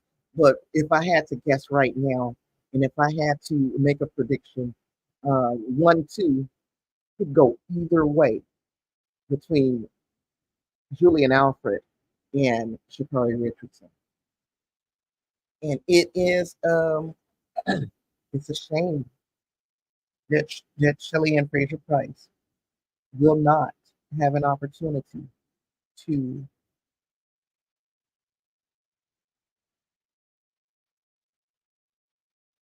Oh, wow. The first 100-meter Olympic final without Shelly Ann Fraser Price since the 2004 Olympics. Did you hear what I said? This is going to be the first time Since 2004, that Shelly Ann Fraser Price does not appear in the Olympic final.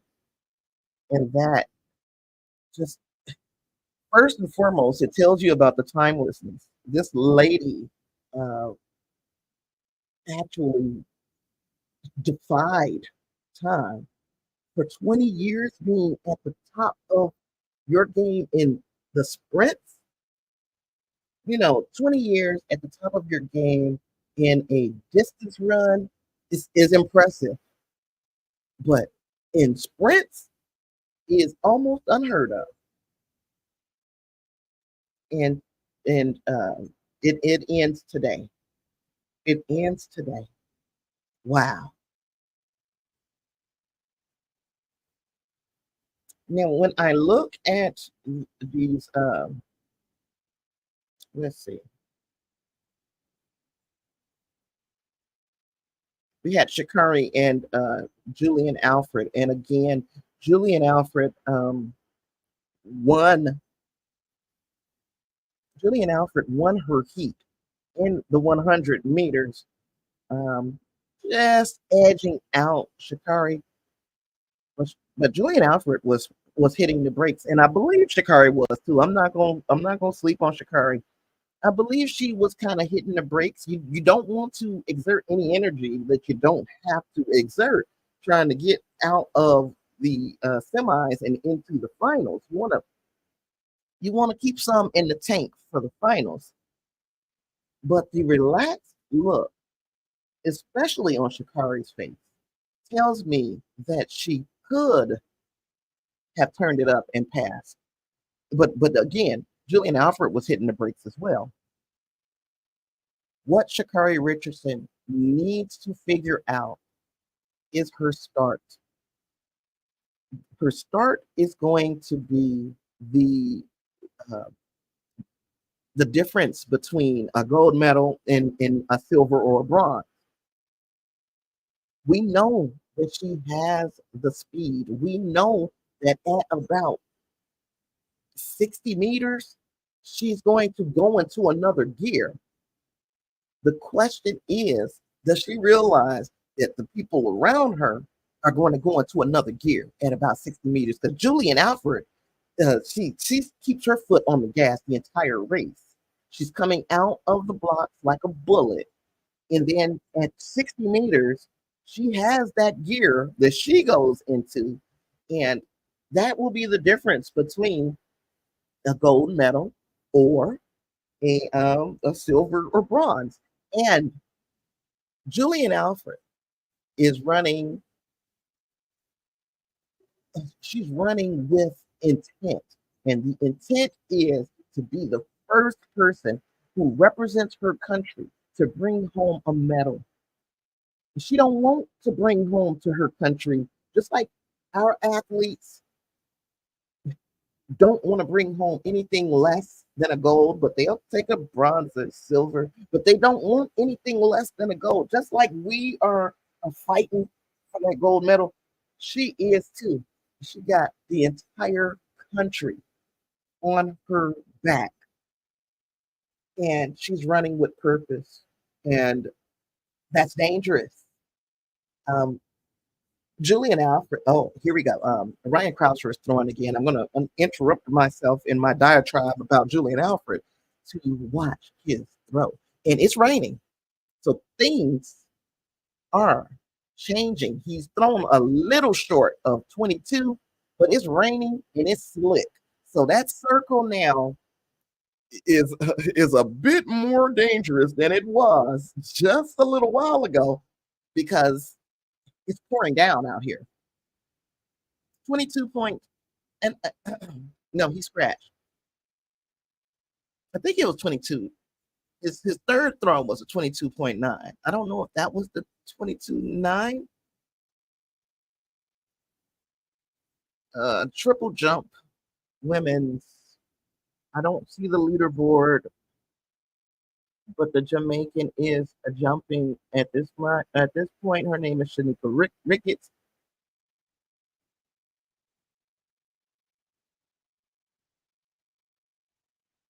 And she has jumped about a 14.2.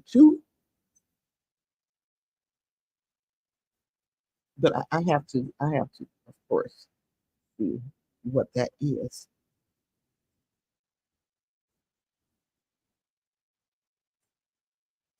Maybe it was closer to 15. Oh, oh, she's safe.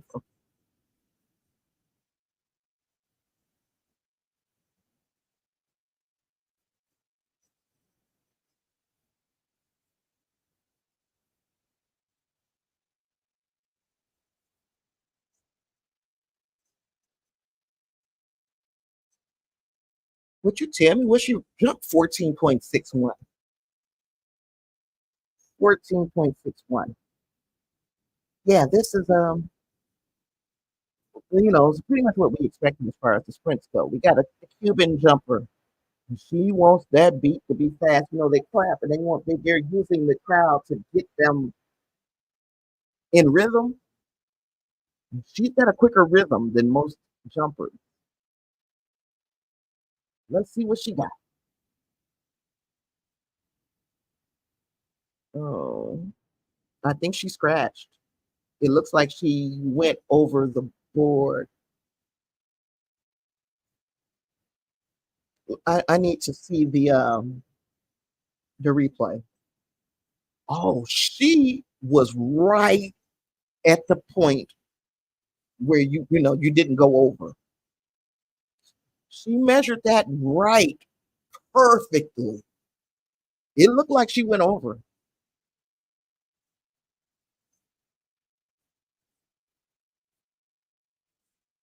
That's a big jump, and it's a fair jump.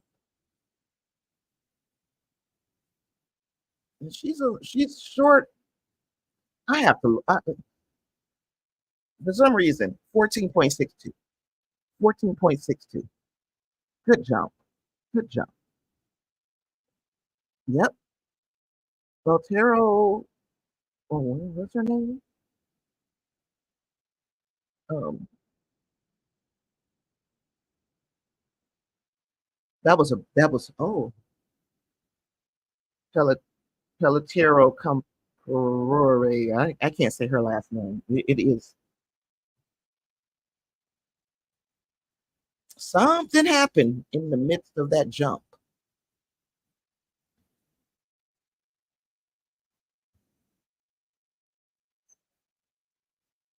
I don't know how long I'm gonna be on here. I'm trying to stay on here as long as possible. But might as well. I'm not. I'm gonna be watching the Olympics anyway. But Granada.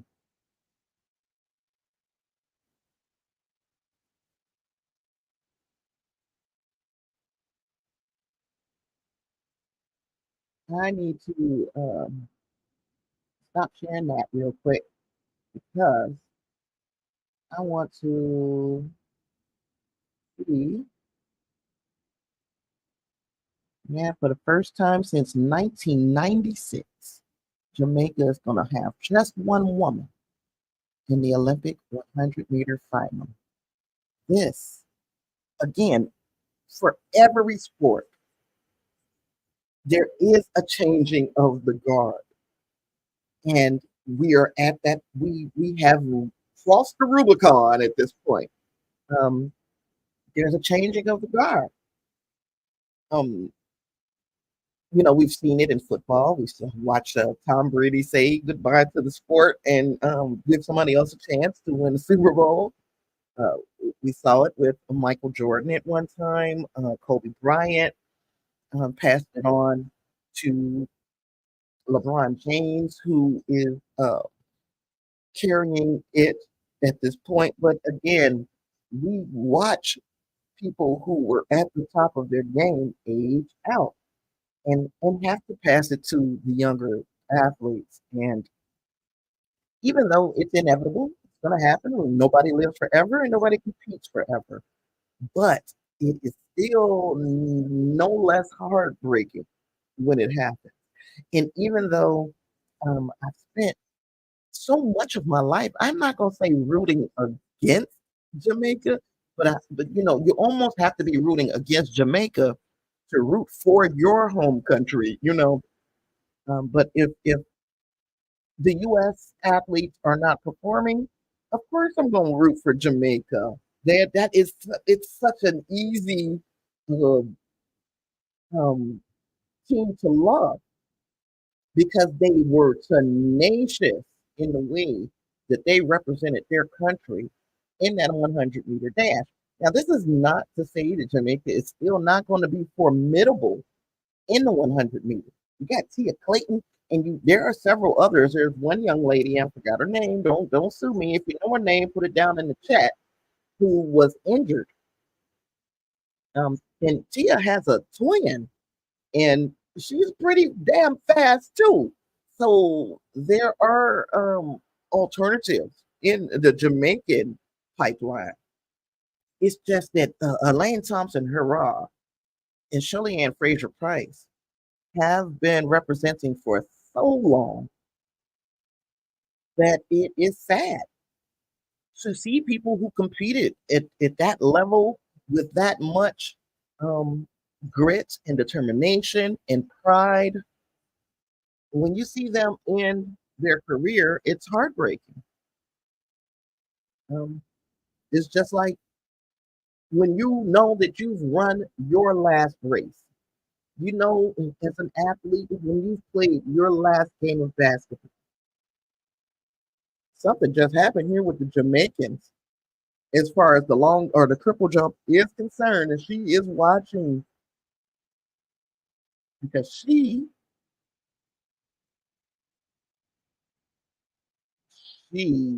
almost almost if she would have used the rest of the board to spring off of, she might have had herself a world record.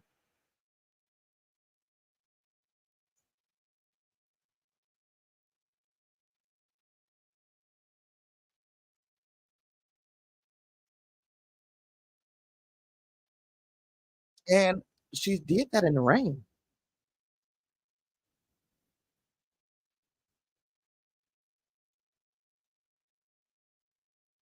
15:02 for the, and I said Jamaican, and that was not a Jamaican. She was God, now this is a Jamaican, the Jamaican shot putter, Campbell. That was a Dominican Republic jumper, but this is the thrower from Jamaica, thrown a 22.15 and then a bunch of fouls. But it matters not because he is still, as far as I know, he's still in second place. They got to live the life they love, even if it is their last meet. But boy, how bittersweet that is. And well, hell of a run. Ryan Krauscher's best throw for the day is 22.9. It is still wet outside, and that circle is soaked. I think he might have scratched or fouled. Yeah, he fouled. And that's okay for him. That's okay right now. You still have an opportunity. But they need to figure out a way to drive this circle because yeah, it you can really hurt yourself. And our rest of our track and field athletes are watching and cheering on our their comrades, teammates. Here we have Katura or Orsi, United States triple jumper, pumping up the crowd, getting them to give her some rhythm, and she is off. Let's see, please get this jump off, girl. Not a bad jump, but not enough. When I tell you, but you don't want to, as long as Oh no, she stepped over. She stepped over. She reminds me of somebody, and I'm not gonna say who because, but she's a beautiful girl. She reminds me of our friend Clarence's girlfriend. That's who she put me in the mind of immediately when I saw her. She's a beautiful girl.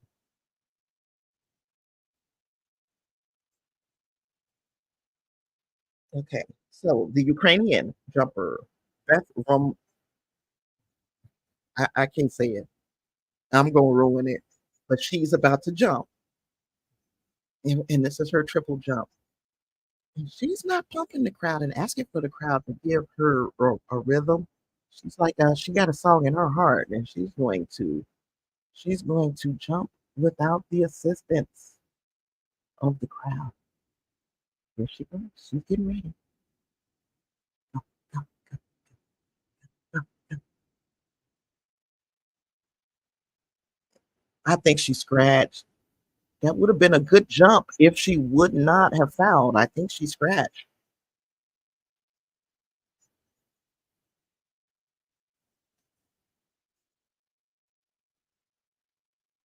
Oh, she took over a big step, big old step. Oh gosh, I'm sorry, sweetie. She's going over there. She's fouled twice. She's going to need a couple big jumps to stay in this competition, and you can't help but root for the Ukrainian jumpers and runners and athletes because of what they are enduring in their home country. Yep, and after I guess I just sat here and I told you what side of the fence I'm sitting on, baby. The Italian jumper. The Italian jumper is getting pressure or getting prepared. And boy, she looks like she is dialed in and she's off.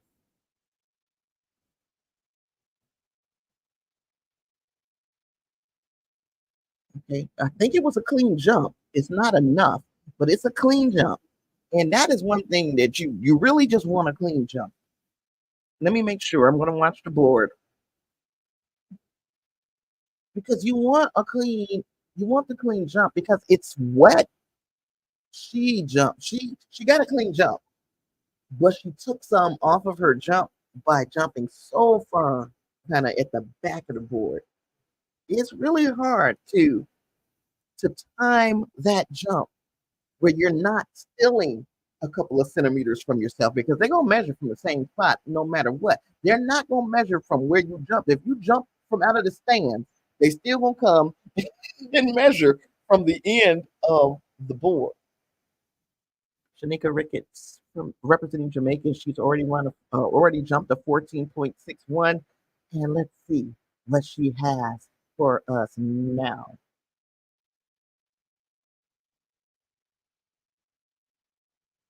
Big jump.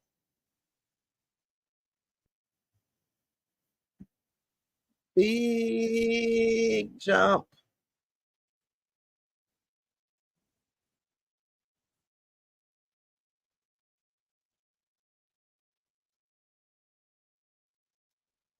It's like it's just that's great.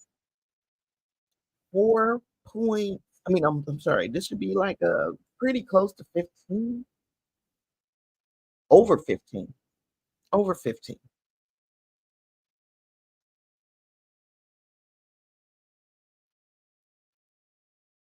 Yes, I love that. 14.87.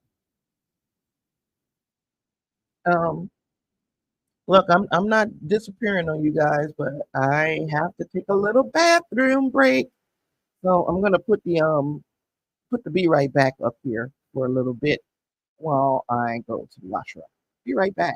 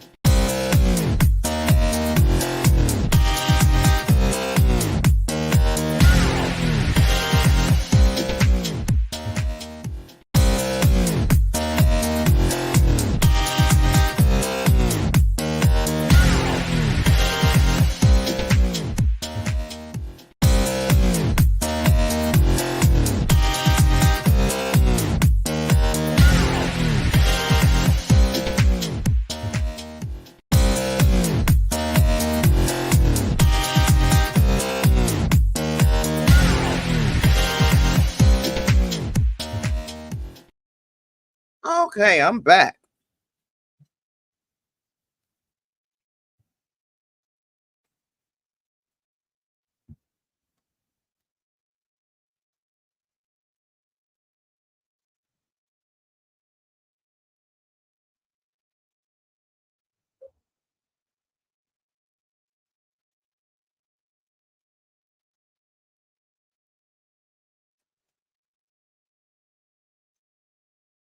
Okay, so we got this mixed 4 by 400 meter final. Introducing Jamaica. Their team consists of Raheem Hales, Junelle Bromfield, and Breon Barnes, Stephanie Ann McPherson.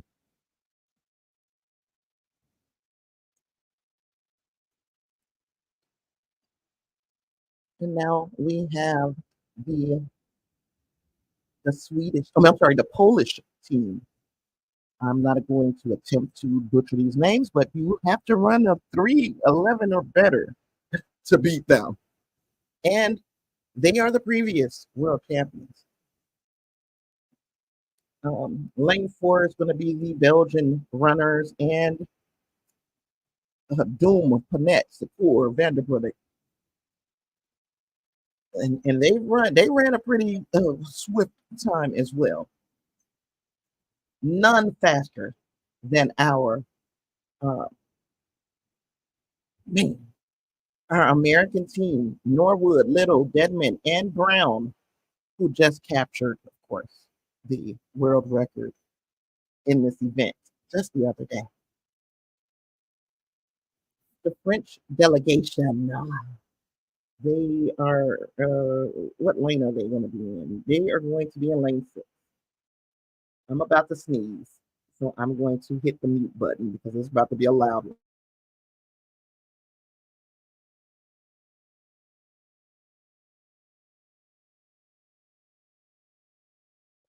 And it won't come out.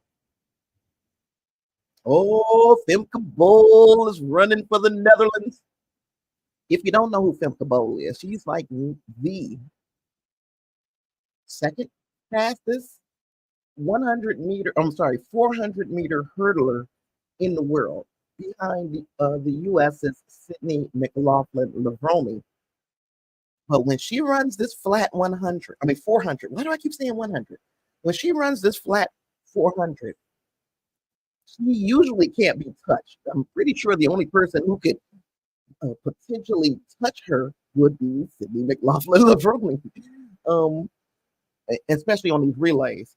So we are about they're bringing out their big guns. The Netherlands are, because they do not want to not be part of the party. Um,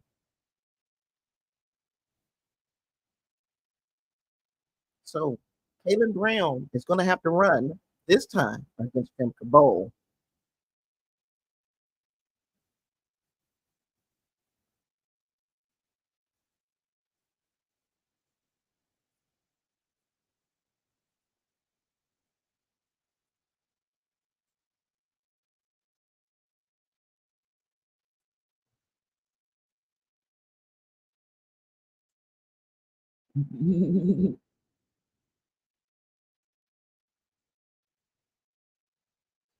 And I'm trying to see. Um, okay, so we are starting again in the same order that we started the last time, with Norwood running first.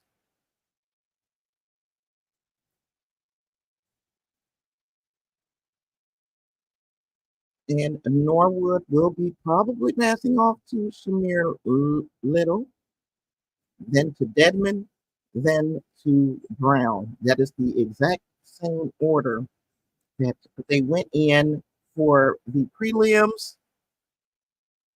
This is the final. This is for all the marbles. 4 times around. And they're out. World record, of course, 3 minutes, 7 seconds, point 41. And that is us. Vernon Norwood is a veteran at the quarter mile, and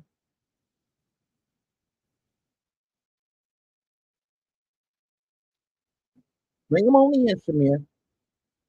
But when I tell you there's a stagger, and you don't really notice who's up front until this stagger is made up. But the United States handed off first. So no, despite what it looks like on the screen at times, we were ahead. And Shamir Little on the second leg has taken off, and we're going to see just how much of a lead she might be able to give Team USA. Um, she might be able to give Team USA a strong lead going into this third leg, which will be Bryce Deadman. So we are about 2 to 3 steps ahead. But Deadman is out like a rocket, and he ran our fastest leg the other day when with the world record winning leg.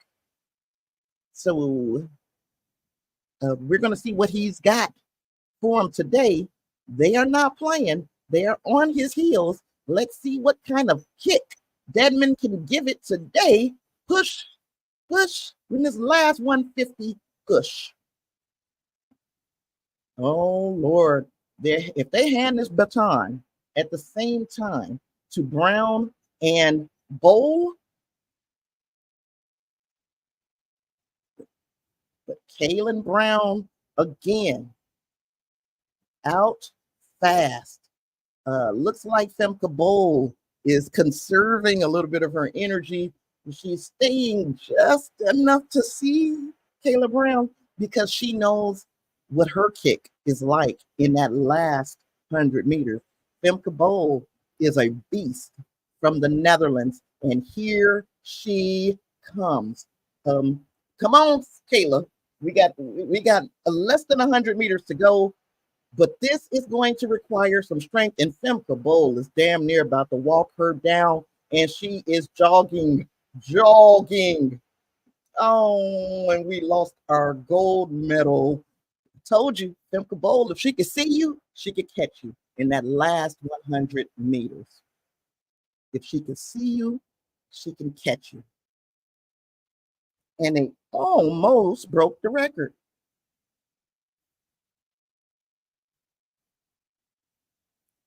And I'm sorry, I'm eating a kolache. I wasn't trying to be eaten on screen, but I'm like, F it.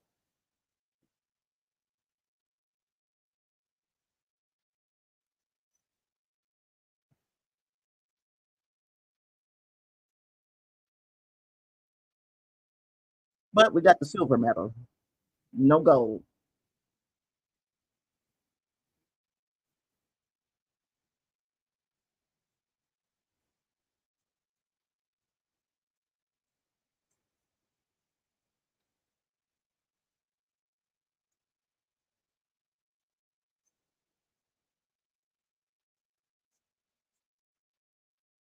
Well, yeah, Simca Bowl ran them back in this race because they were in fourth place when she got the baton. But I said it, if she can see you, she can catch you in the flat 400. And if you use too much of your gas going out strong, and she saves enough that in that last 100 meters, she will run you down. She's dangerous, and she did it along with her team. You know, team. All the team had to do was not be being blown out. By the time she got the baton, she receives a gold medal. Um, and this isn't even her big event. Her big event is the 400 meter hurdles, and um, she's expected to truly contend. This is not like, oh, Sydney McLaughlin Lavroni, who every time she steps on the track, she sets a world record. I guess I better count on being second. That's not the type of mindset she has. She believes, and I believe that she could beat Sydney McLaughlin Laverne. That is, if Sydney doesn't come in um, too confident. And I don't think she's that type of person where she's going to come in super confident and think that just because her name is Sydney McLaughlin Laverne that she's gonna get this gold medal. I kind of think, and forgive me because I'm about to talk about one of my favorite athletes in the 800 meter for the United States with a thing Mo. A thing Mo did not run a race until the Olympic qualifying races, and she was the reigning 800-meter champion for the Olympics and for worlds. So of course, you kind of get confident that I don't have to compete at all in the lead up to Olympic trials, and I should at least be able to. I'm not trying to win. I'm just trying to make the team. And then she didn't make it. She fell, was tripped up, however you want to look at it, in the 800-meter at the Olympic trials. Olympic dreams are over. And then she ran again after that, and she did not get first place that time either.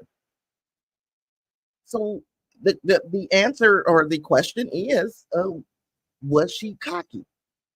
Did she get uh, did she get beside herself? Because when you run, you can make changes to your sir gotten his gold medal in the shot put.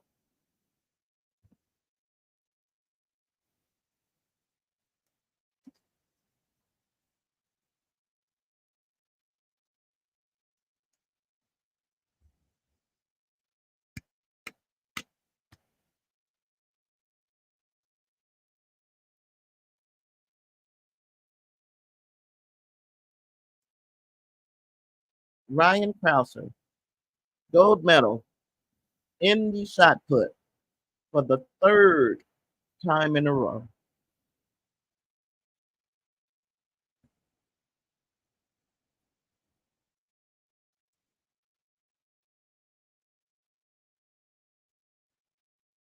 Yeah, Femke Bowl broke Caleb Brown's heart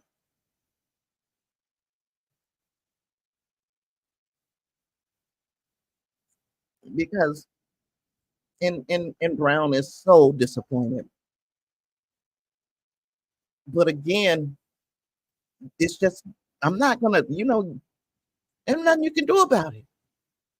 You ran a strong leg, but Simca Bowles' leg was something like 40 less than 48 seconds for her leg of the relay, and she's a woman. So honestly, what can you do with that? There's not a whole lot you can do with that. Okay. We are watching the women get prepared to run oh my goodness, the finals of, the I wish they get out of there. These women are putting their clothes on. I mean, even though they're not nude or anything, but sometimes the camera just needs to go the fuck away, right? Um, so yeah, I have to eat a little lunch. It's a egg kolache.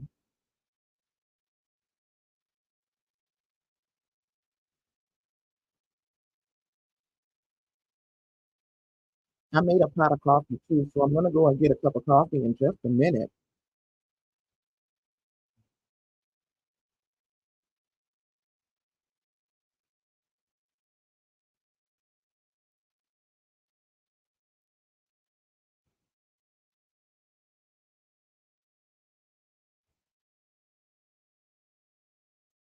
So before we get into the next event, I'm gonna go get my cup of coffee, and I'm gonna return in just a moment.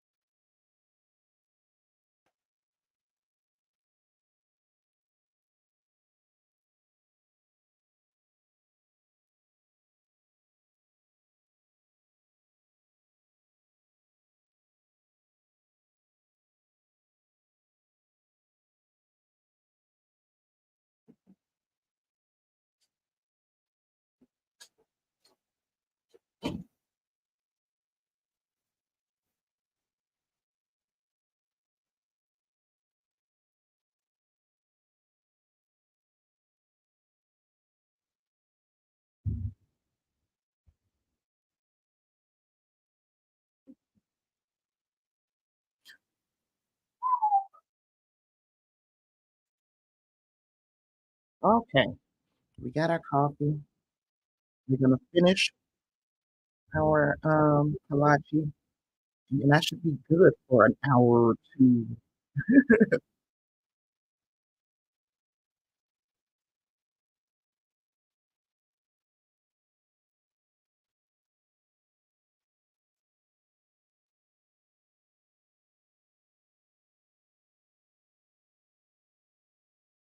They're lining up to hit the track.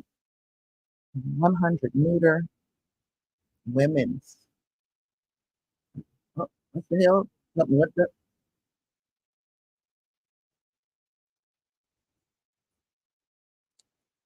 They were lining up to come out to the track to be introduced for the final of the women's 100 meters. And then they turned everybody around because it is raining. And look, that is one of the when you're running in an outdoor arena, that is the potential for rain delays. And here we are, rain delay.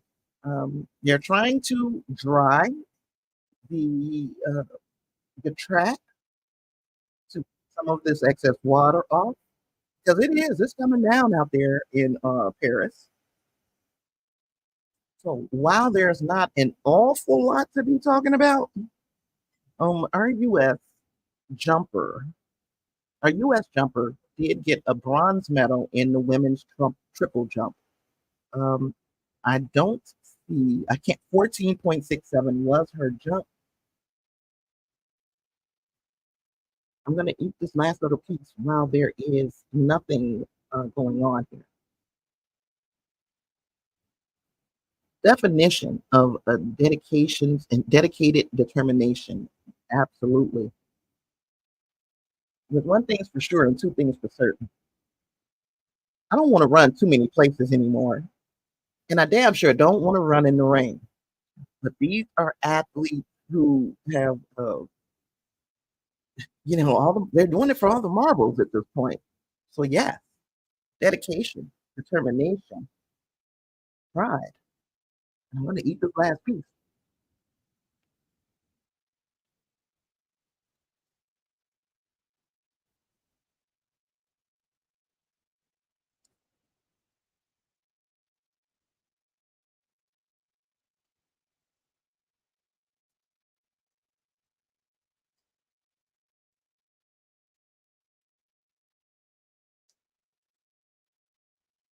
I wouldn't want to perform in a triple jump in the rain. I really would not.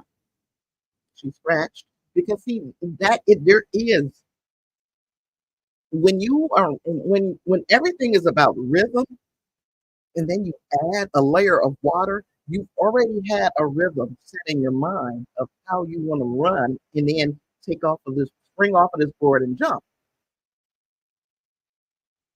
I don't think that it's fair to have them jumping in the rain.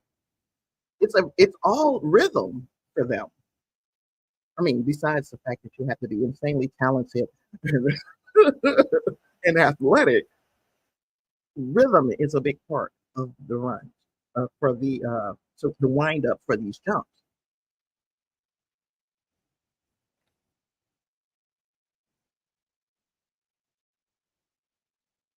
The only way that you can be prepared for something like this is if you just go someplace that it rains all the time and just jump in the rain. I would be afraid, even though they're wearing spikes and all of that. Yeah, they're still um, t- I, in my mind, I would be so worried about the fall. I'd be like, "Oh God, I could slip," and I would get in my own head, and I would effing fall because of that. Because I'd be in my own head. But if you are here, and I know I got a couple people. If you're here, make sure you've hit the like button. I haven't checked, but make sure you hit the like button so that I can take roll by the like button.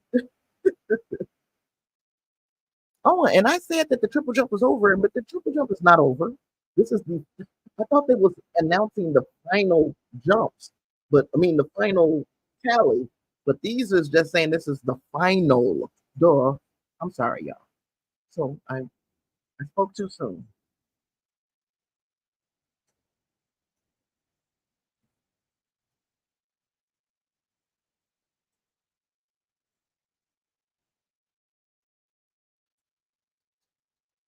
She jumped so far behind the board because again, you're so afraid of number one, misjudging the spot where the board is, because it is raining, or number two, slipping on the goddamn on board.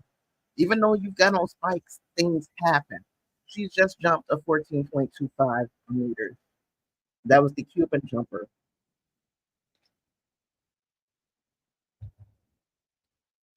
We are gearing up now.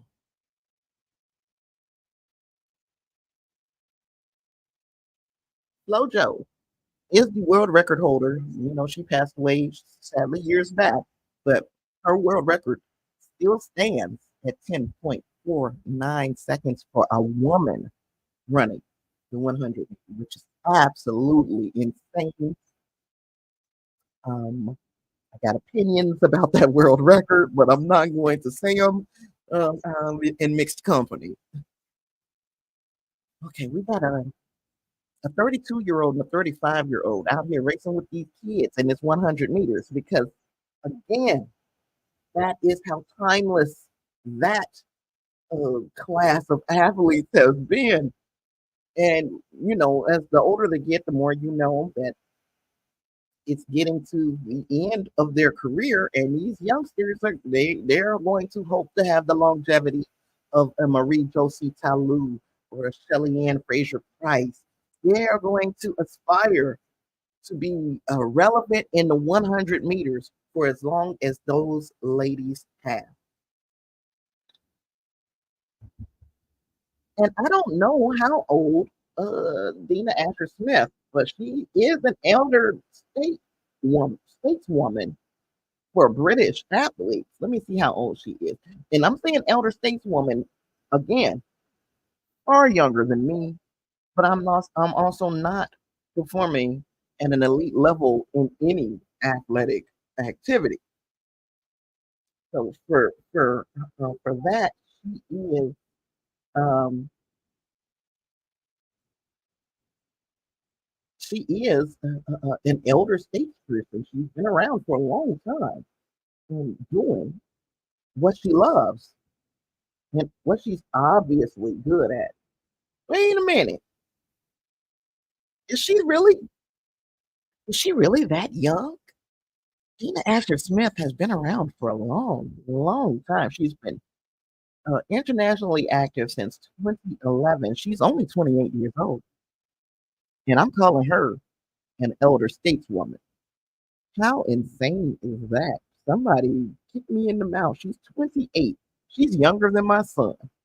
She'll be 29 this year, still younger than my son.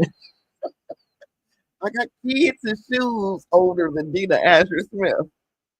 And she's been active professionally and internationally since 2011.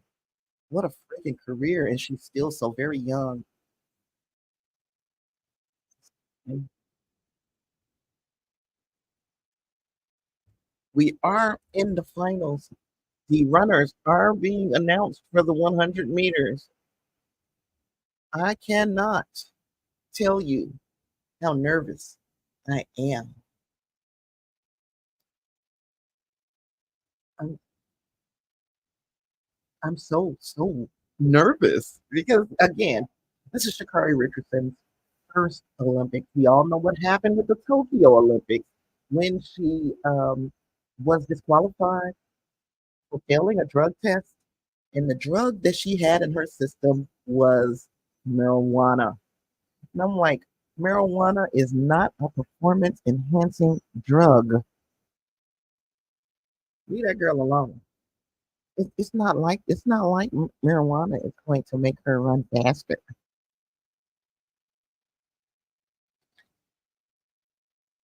Julian Alford came out with so much swagger.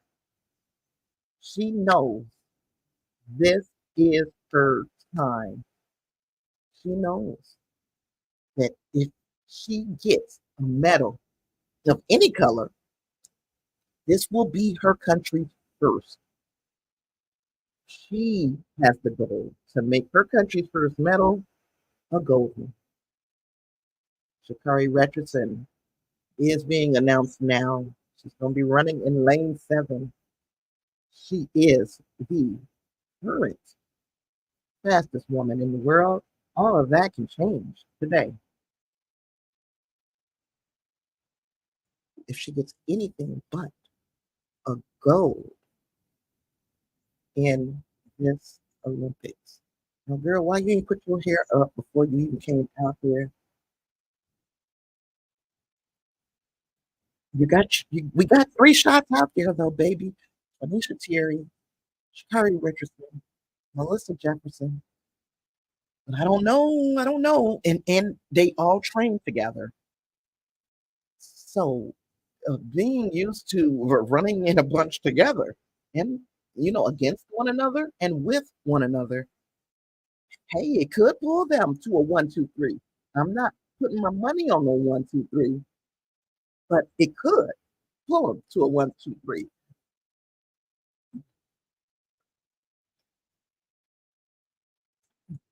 The nerves is out here. Everybody is getting in their zone. Everybody is getting centered as they step to the blocks. We have Americans in lanes 5, 7, and 9.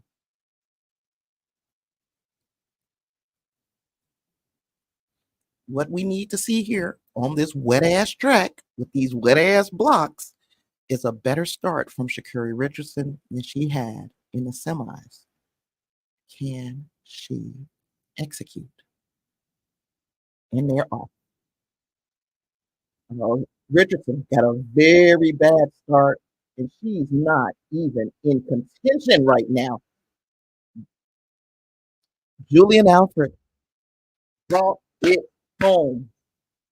Julian Alfred for the gold. It looks like possibly Sha'Carri Richardson may have gotten the silver. She had another horrible start. I don't know what it is about coming out of the blocks when you hear the gun. Even if she would have if she would have reacted when everybody else reacted, she would have won. But instead, we have Julian Alfred, a new Olympic, no, a new national record at 10.7. 7.2. Shakari Richardson ran a 10.87 for silver. And for the bronze, United States runner Melissa Jefferson ran a 2.92.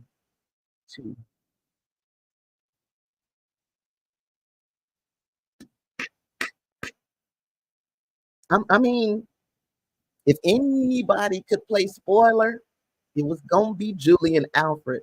And Julian Alfred, again, had a lot to run for. She wanted to bring something home to her country, and she was going to bring something home.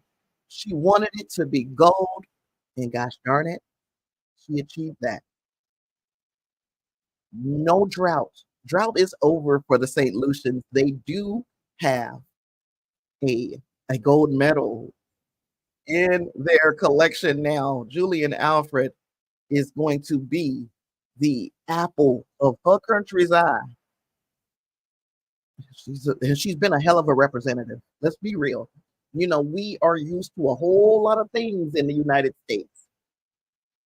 And she is the first St. Lucian. Absolutely, absolutely fantastic.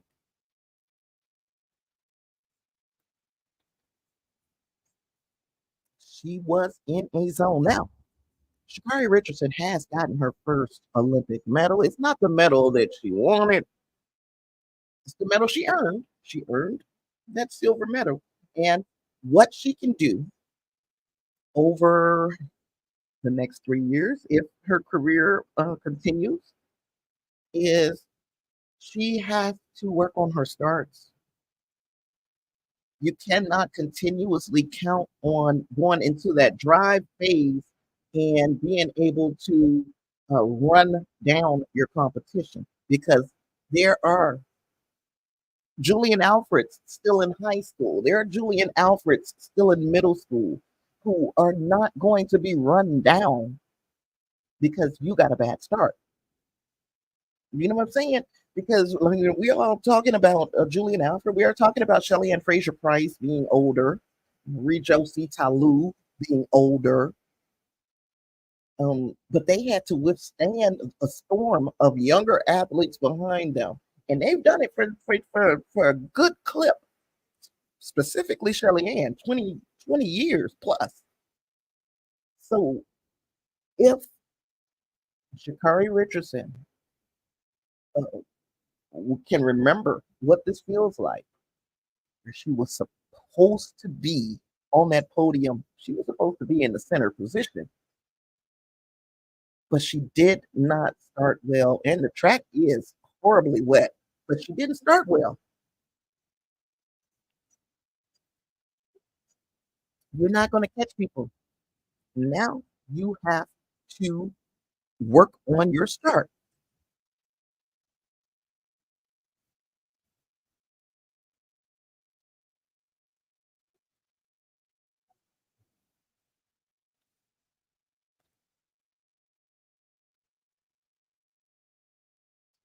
Gold, gold for the crazy talented, um, the crazy talented Julian Alfred. Boy, her country has to be pumped, completely pumped, completely pumped.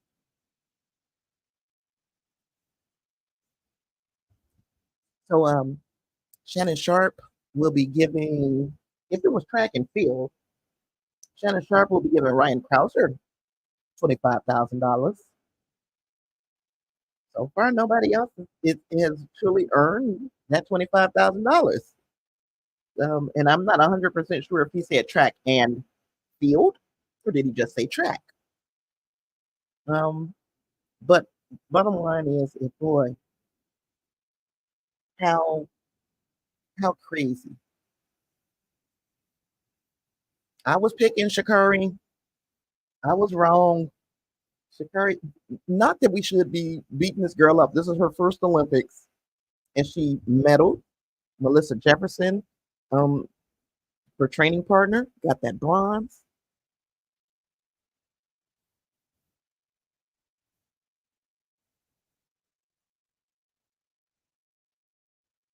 I know she was like, this was a perfect storm of things that could go wrong. The weather is nasty. You get a bad start. The track is wet, but no excuses. Julian Alford found a way to run that 10.72. And Shakari, again, with a better start, I know she could have run um, far less than a 10.8 uh, in this moment.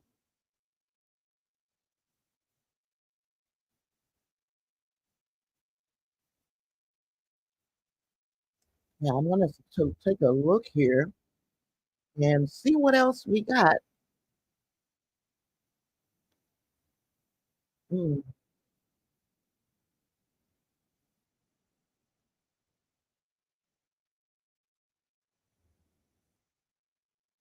look, what I'm just finding out over here about St. Lucia.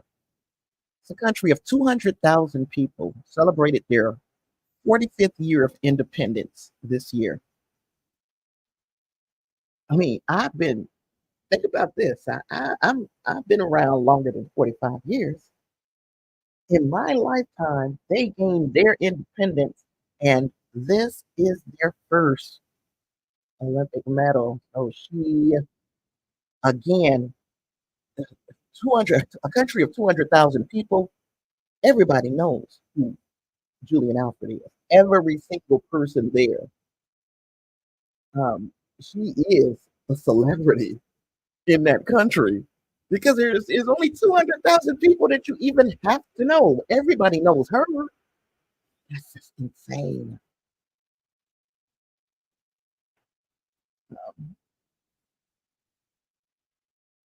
Yeah, new queen of the track,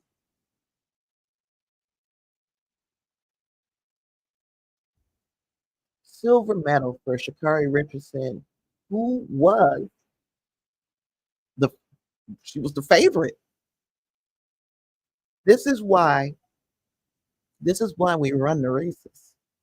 You can't just pull out a piece of paper and say, see, on paper, Shakari Richardson has run this this 10.68 or whatever it was, that 6.64 that she's run. See, Shakari Richardson has run a 10.6. So everybody else should just quit because Shakari Richardson ran a 10.6 before. No, it doesn't matter what the paper says. It only matters what happens when you get between the lines of the track. And today, when you get into between the lines of the track and you sit in those blocks, today, Julian Alford was the better athlete, was the better performer, was the person who executed her game plan. And the U.S. athletes are going to have to find an answer for Julian. It sounds very crazy. Two American athletes and the St. Lucian, and no no Jamaican representative. And that to me is just like, wow. It's been so long since we've ever said no Jamaican representative. I think the Jamaican athlete Tia Clayton, who ran, I believe she may have come in seventh.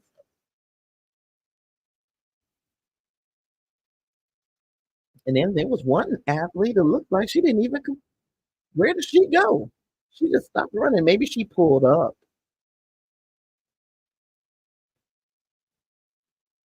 Maybe she's one of those people who didn't get to warm up.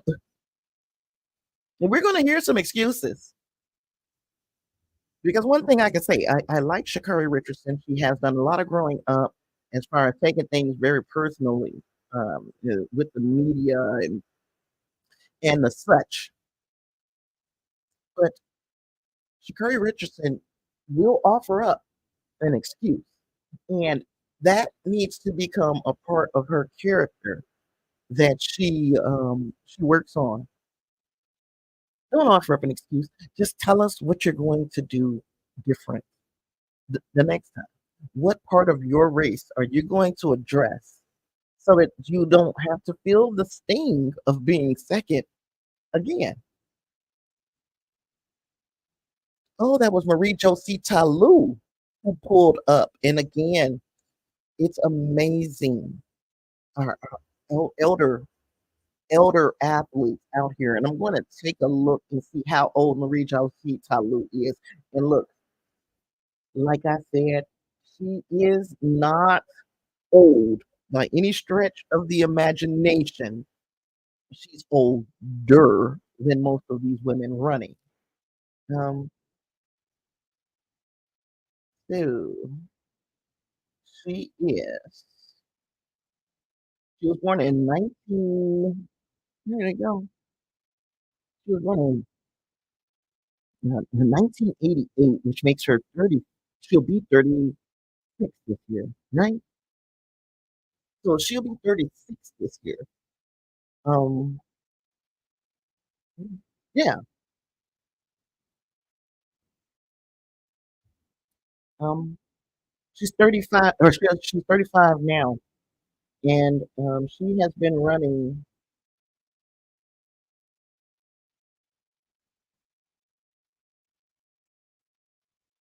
She played soccer before she became a sprinter. She was talked into becoming a sprinter by her brother. I'm looking at her Wikipedia page because I don't know an awful lot of the backstory of Marie Josie Talou. Um, but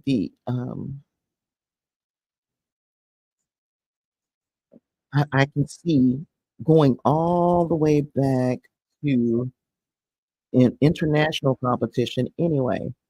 I can see going all the way back to 2007. So again, um, there are athletes who she competed against who might have been 1 or 2 years old in 2007. I'm not playing. So you know that's a testament to their the way that they take care of their bodies, their vessels, the way they attack their craft, all of these things. This is a reason for being in awe of these athletes who have such long and storied careers, and you hate to see these races end like this. You don't get the Olympics every year. You get the Olympics once every 4 years, and in this moment on this world stage, she pulled up, and that's it could be part of preparation, it could be diet, or it could just have been the perfect storm of things to go wrong. Because again, you have an elder, not elderly, an elder athlete. The ground is wet. Who knows what the temperature is? I haven't checked what the temp is. It looks like it's a pleasant day, but you're out there on that track. Um, you're out there on that track, and these changes in conditions will affect your body. They will. Um, I'm trying to see what the temperature and everything is, but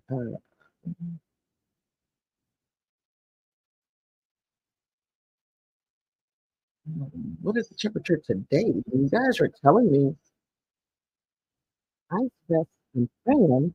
Well, this went all the way up to this went all the way to 3 or 4 days ago, and I was in the middle of the right? So let's see. If I just type in today, will that change?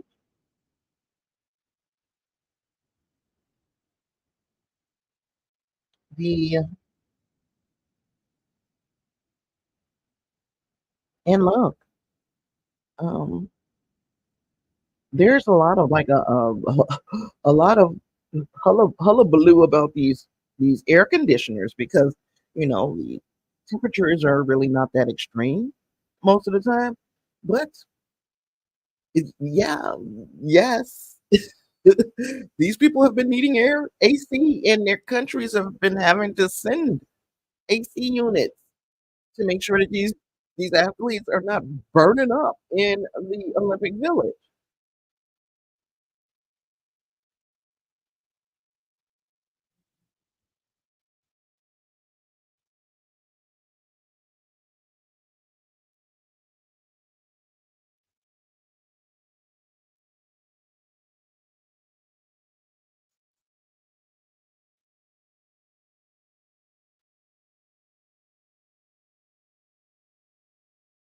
Yeah, they said they were racing for a heat wave because of the how the climate change doesn't exist, but they don't expect for it to ever be hot like this. But yeah.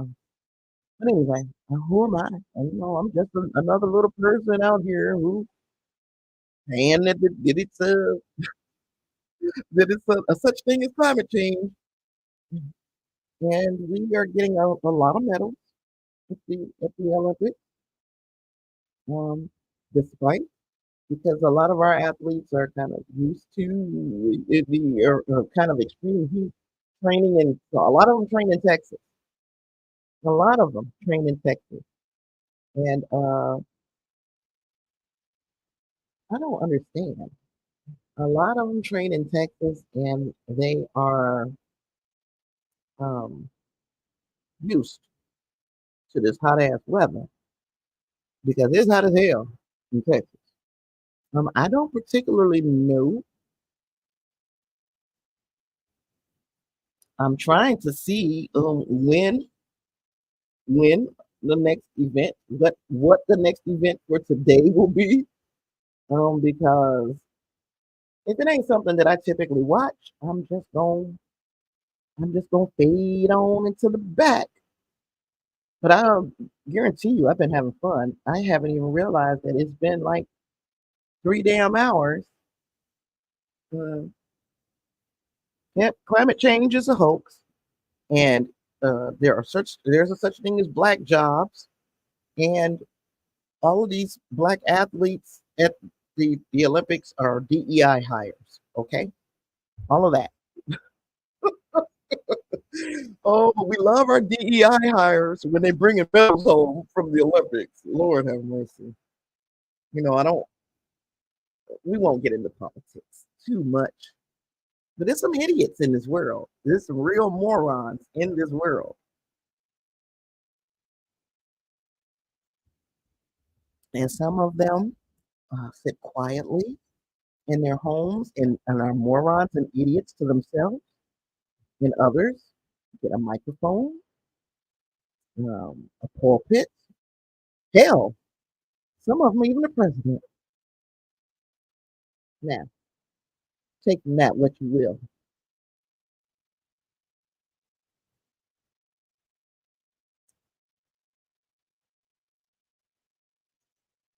Wait a minute.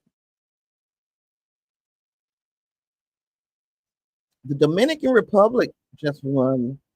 Um, they just won the triple jump.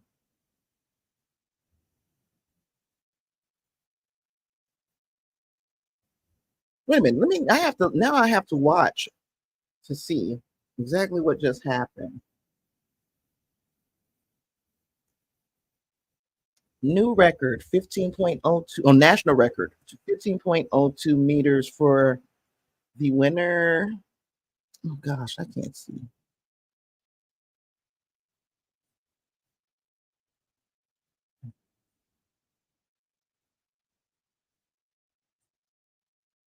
Okay, Shanika Ricketts from Jamaica got second place with a season's best of 14.87 meters.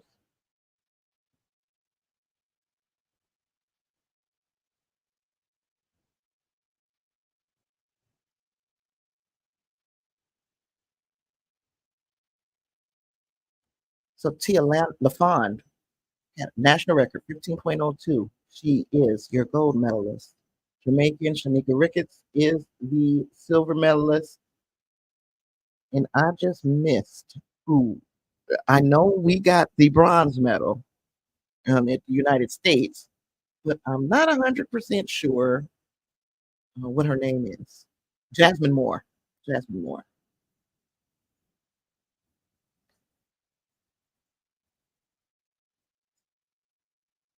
Wait a minute.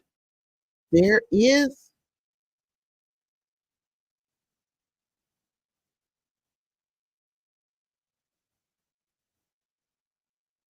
Oh, I thought we were about to have a mm, mm, mm, climate change denier. I think there's like a tier list, and I think the flat earthers are like at the top of the fucking tier list for cuckoo for cocoa puffs. Um, and then right under them would be the climate change deniers for me.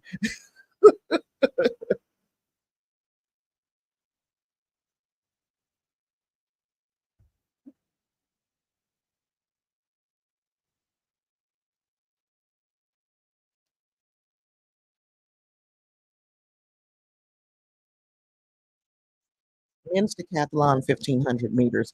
It's not going to be as fast as the open 1500 meters. This is within the decathlon. This is not your like main event. But this is still a big part of the points that they will get. Um, Whoa, it's 10 degrees hotter in Colorado than it is in Florida right now. And there were periods of time, or points of time this summer where it was cooler here than it was for my sister and my family that's up north in the Chicago area. And that's unheard of. And there were literally points where you would rather be here. So yes, I get it. You are preaching to the choir here because I can see the writing is on the wall that something is going on. You ain't even got to be smart to see that the the climate is doing something. It's getting hotter, But anyway, you know, some people will never, will never get it. They are always going to argue with you that this is it, this is something that is made up by the left or the elite or whoever the boogeyman is in their eyes. Oh, this is being made up.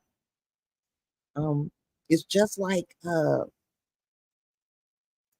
you know what? I'm not gonna go into it. I'm gonna leave it at that. We're gonna continue to talk about this the Olympics, and I'll talk about the uh the stupid stuff in the Discord. I'll save it for over there. And you kind of find out then who is the biggest idiots, and there are so many people who could not support like women's athletics, couldn't support it because uh, in a lot of the athletics, not all, because again, this is a diverse country, but a lot of the top athletes in the US just happen to be black. And then when you look at the women, when you put the women, just women, take the men out of the equation, there are a lot of people who uh, are just, damn it, upset that they have to acknowledge that these black women are good at anything, anything. And if you think I'm talking about white people, you're wrong. They're black people who think that these is they are she that's a man and or but she's she on drugs, she's on the performance enhancing drugs, or she's not as good as this person, even though on paper you can look and see that the absolute least these two athletes are equal, but there are black men, and I know quite a few of them, who legitimately hate black women. Legitimately hate can never, will never in a million years admit that a black woman can be good at any goddamn thing except for having children. And then when she has the children, they're gonna fuss and complain that she ain't a good enough mother. But anywho, I'm going to get off get off my soapbox and get back this uh, Olympics because the Olympics makes me happy. The Olympics makes me happy right now. Mm.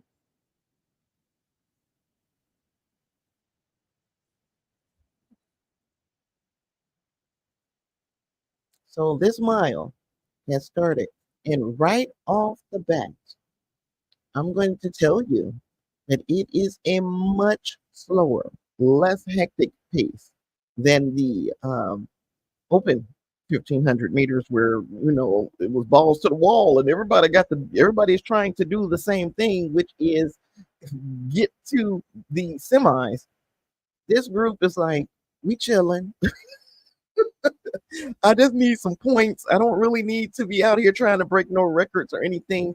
But the thing about the decathlon, and you can remember back in when Caitlyn Jenner was Bruce Jenner many, many, many moons ago, this was this is hard to do, no matter what gender, what whomever. This is extremely hard to do. You have to be extremely competitive in 10 different disciplines and over just a short period of time. Because to me, having to do all the things that they're doing over a week is absolutely insane to me. So they are already just absolutely Iron Man. But but when you're doing it on the world stage, and you're doing it at the top of um of the world as far as competing in 10 different disciplines, this is not easy. So yes, take your sweet buttermilk time running this 1500 meters if all you need is just to get into X place to get X amount of points, and to continue to be competitive in this event. That's crazy. David said, men in general kind of suck. I'm definitely a man and glad, but sometimes I'm ashamed of my gender. I mean, there are horrible people with X and Y chromosomes. There are some horrible people that share, you know, either X, double X, or XY. It doesn't matter. You're gonna find some horrible people no matter what. But it is I'm literally on social media and in my personal friend groups.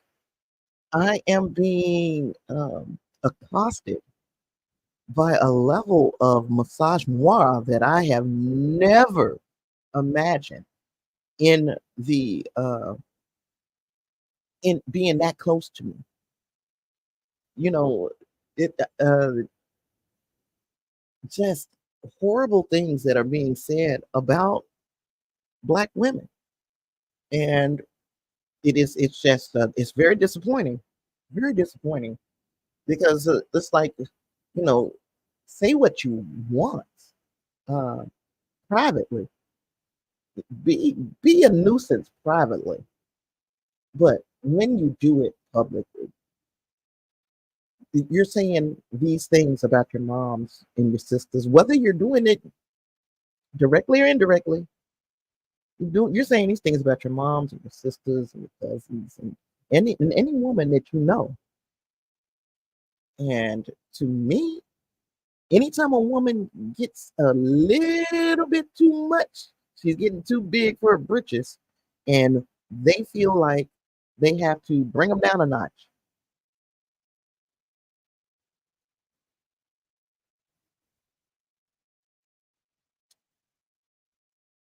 All right. So the 1500 of the men's decathlon was won by the German athlete Kaul, who ran it in 4 minutes, 15.01 seconds.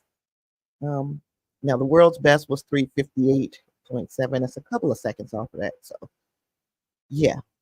Now, this Open 1500, and I don't know if that's coming on tomorrow. I am so looking forward to I'm so looking forward to what happens with the Open 1500 because there are two athletes, Josh Kerr and Jakob Ingebrigtsen. They represent Great Britain, and Jakob Ingebrigtsen, I have forgotten who he represents, and I should know this. Now I gotta look him up. Um, but they have been having a Norwegian. He's a Norwegian distance runner, and let me tell you, they are at the top. They are at the top of the game, and they have a bit of a contentious kind of rivalry going. And they ran in separate heats for the 1500-meter prelims the other day. And let me tell you, one of Jakob Ingebrigtsen's own countrymen who was running in the same heat as Josh Kerr in the 1500-meter prelim, when he lost, and I don't know if he didn't even qualify to go, but when he lost, he went straight to Josh Kerr and told him to beat Jakob Ingebrigtsen. This is his own countryman. This is a person who will be bringing a medal home to your country. And you're telling the enemy, you need to make sure you beat. That started to make me think, like, what kind of fucking monster does Jakob Ingebrigtsen have to be? I don't know. I've heard him talk. I've heard him talk shit. But the bottom line to me is you're supposed to talk shit, especially when you can back it up. For your own countrymen to say, hey, you need to beat him. I think that's absolutely insane. And you have to really be a epic asshole of some magnitude for your own countrymen to own the track, not in private, where it could be anybody says anything. No, in public tells tells you to beat Jakob. Um, okay, so we're handing out our medals. Was this for our decathlon, which this 1500-meter was pretty important? I didn't realize it was the last event of the decathlon. Oh, I want to see the leaderboard again because these men are crying. That's how, after you after you've done 10 events, if you make that podium, I would be crying too. So the Norwegian athlete Marcus Ruth is the gold medalist.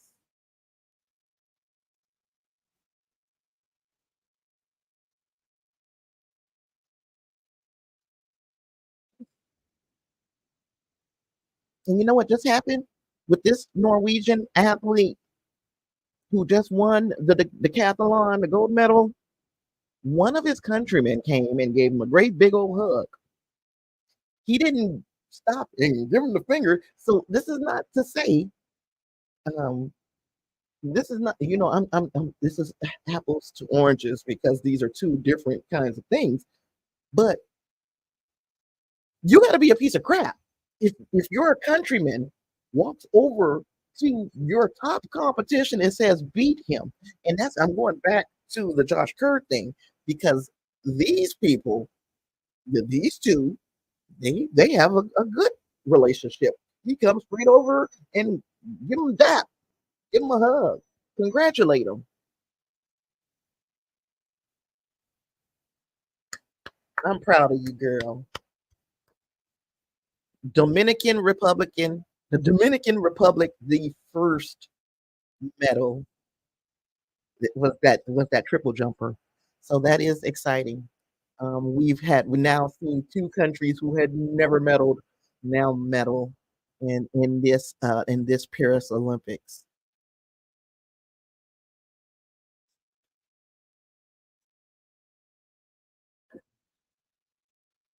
Okay.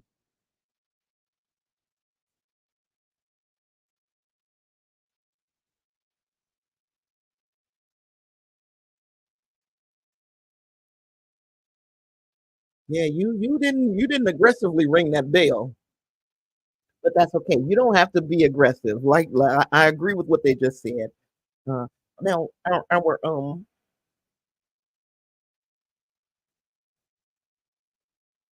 I'm trying to see.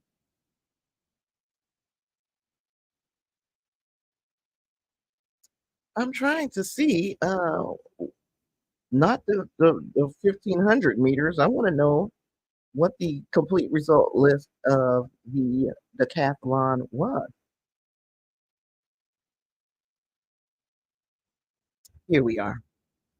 So our United States athlete finished seventh in the decathlon. The Norwegian, the Germans, and what is GRN? Hmm, I don't know. We had a couple of people did not finish from Canada and Australia, but you got some winners here, and their countrymen are extremely proud and happy uh, for their accomplishment. And let me see. Okay, so Monday we see more of Simone Biles.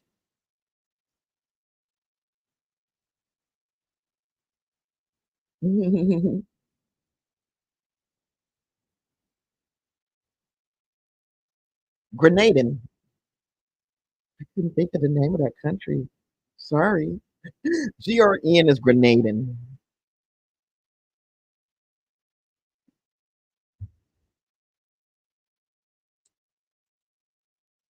I think I'm through for today, y'all. Let me see. Let me make sure there's nothing else that I want to discuss live before I end today's stream. I had fun. I did enjoy sitting here and chopping it up with you guys. If you guys think that I should wait, put it in the chat because if you know something that I don't know that I need to be here so we can talk about this together, then then please let me know. But again, our United States is closing the gap on China for these gold medals. United States currently is holding 13 gold medals to China's 16. Um, Overall, there's really nobody in our neighborhood for overall medals. We have 60. The next closest team has 36.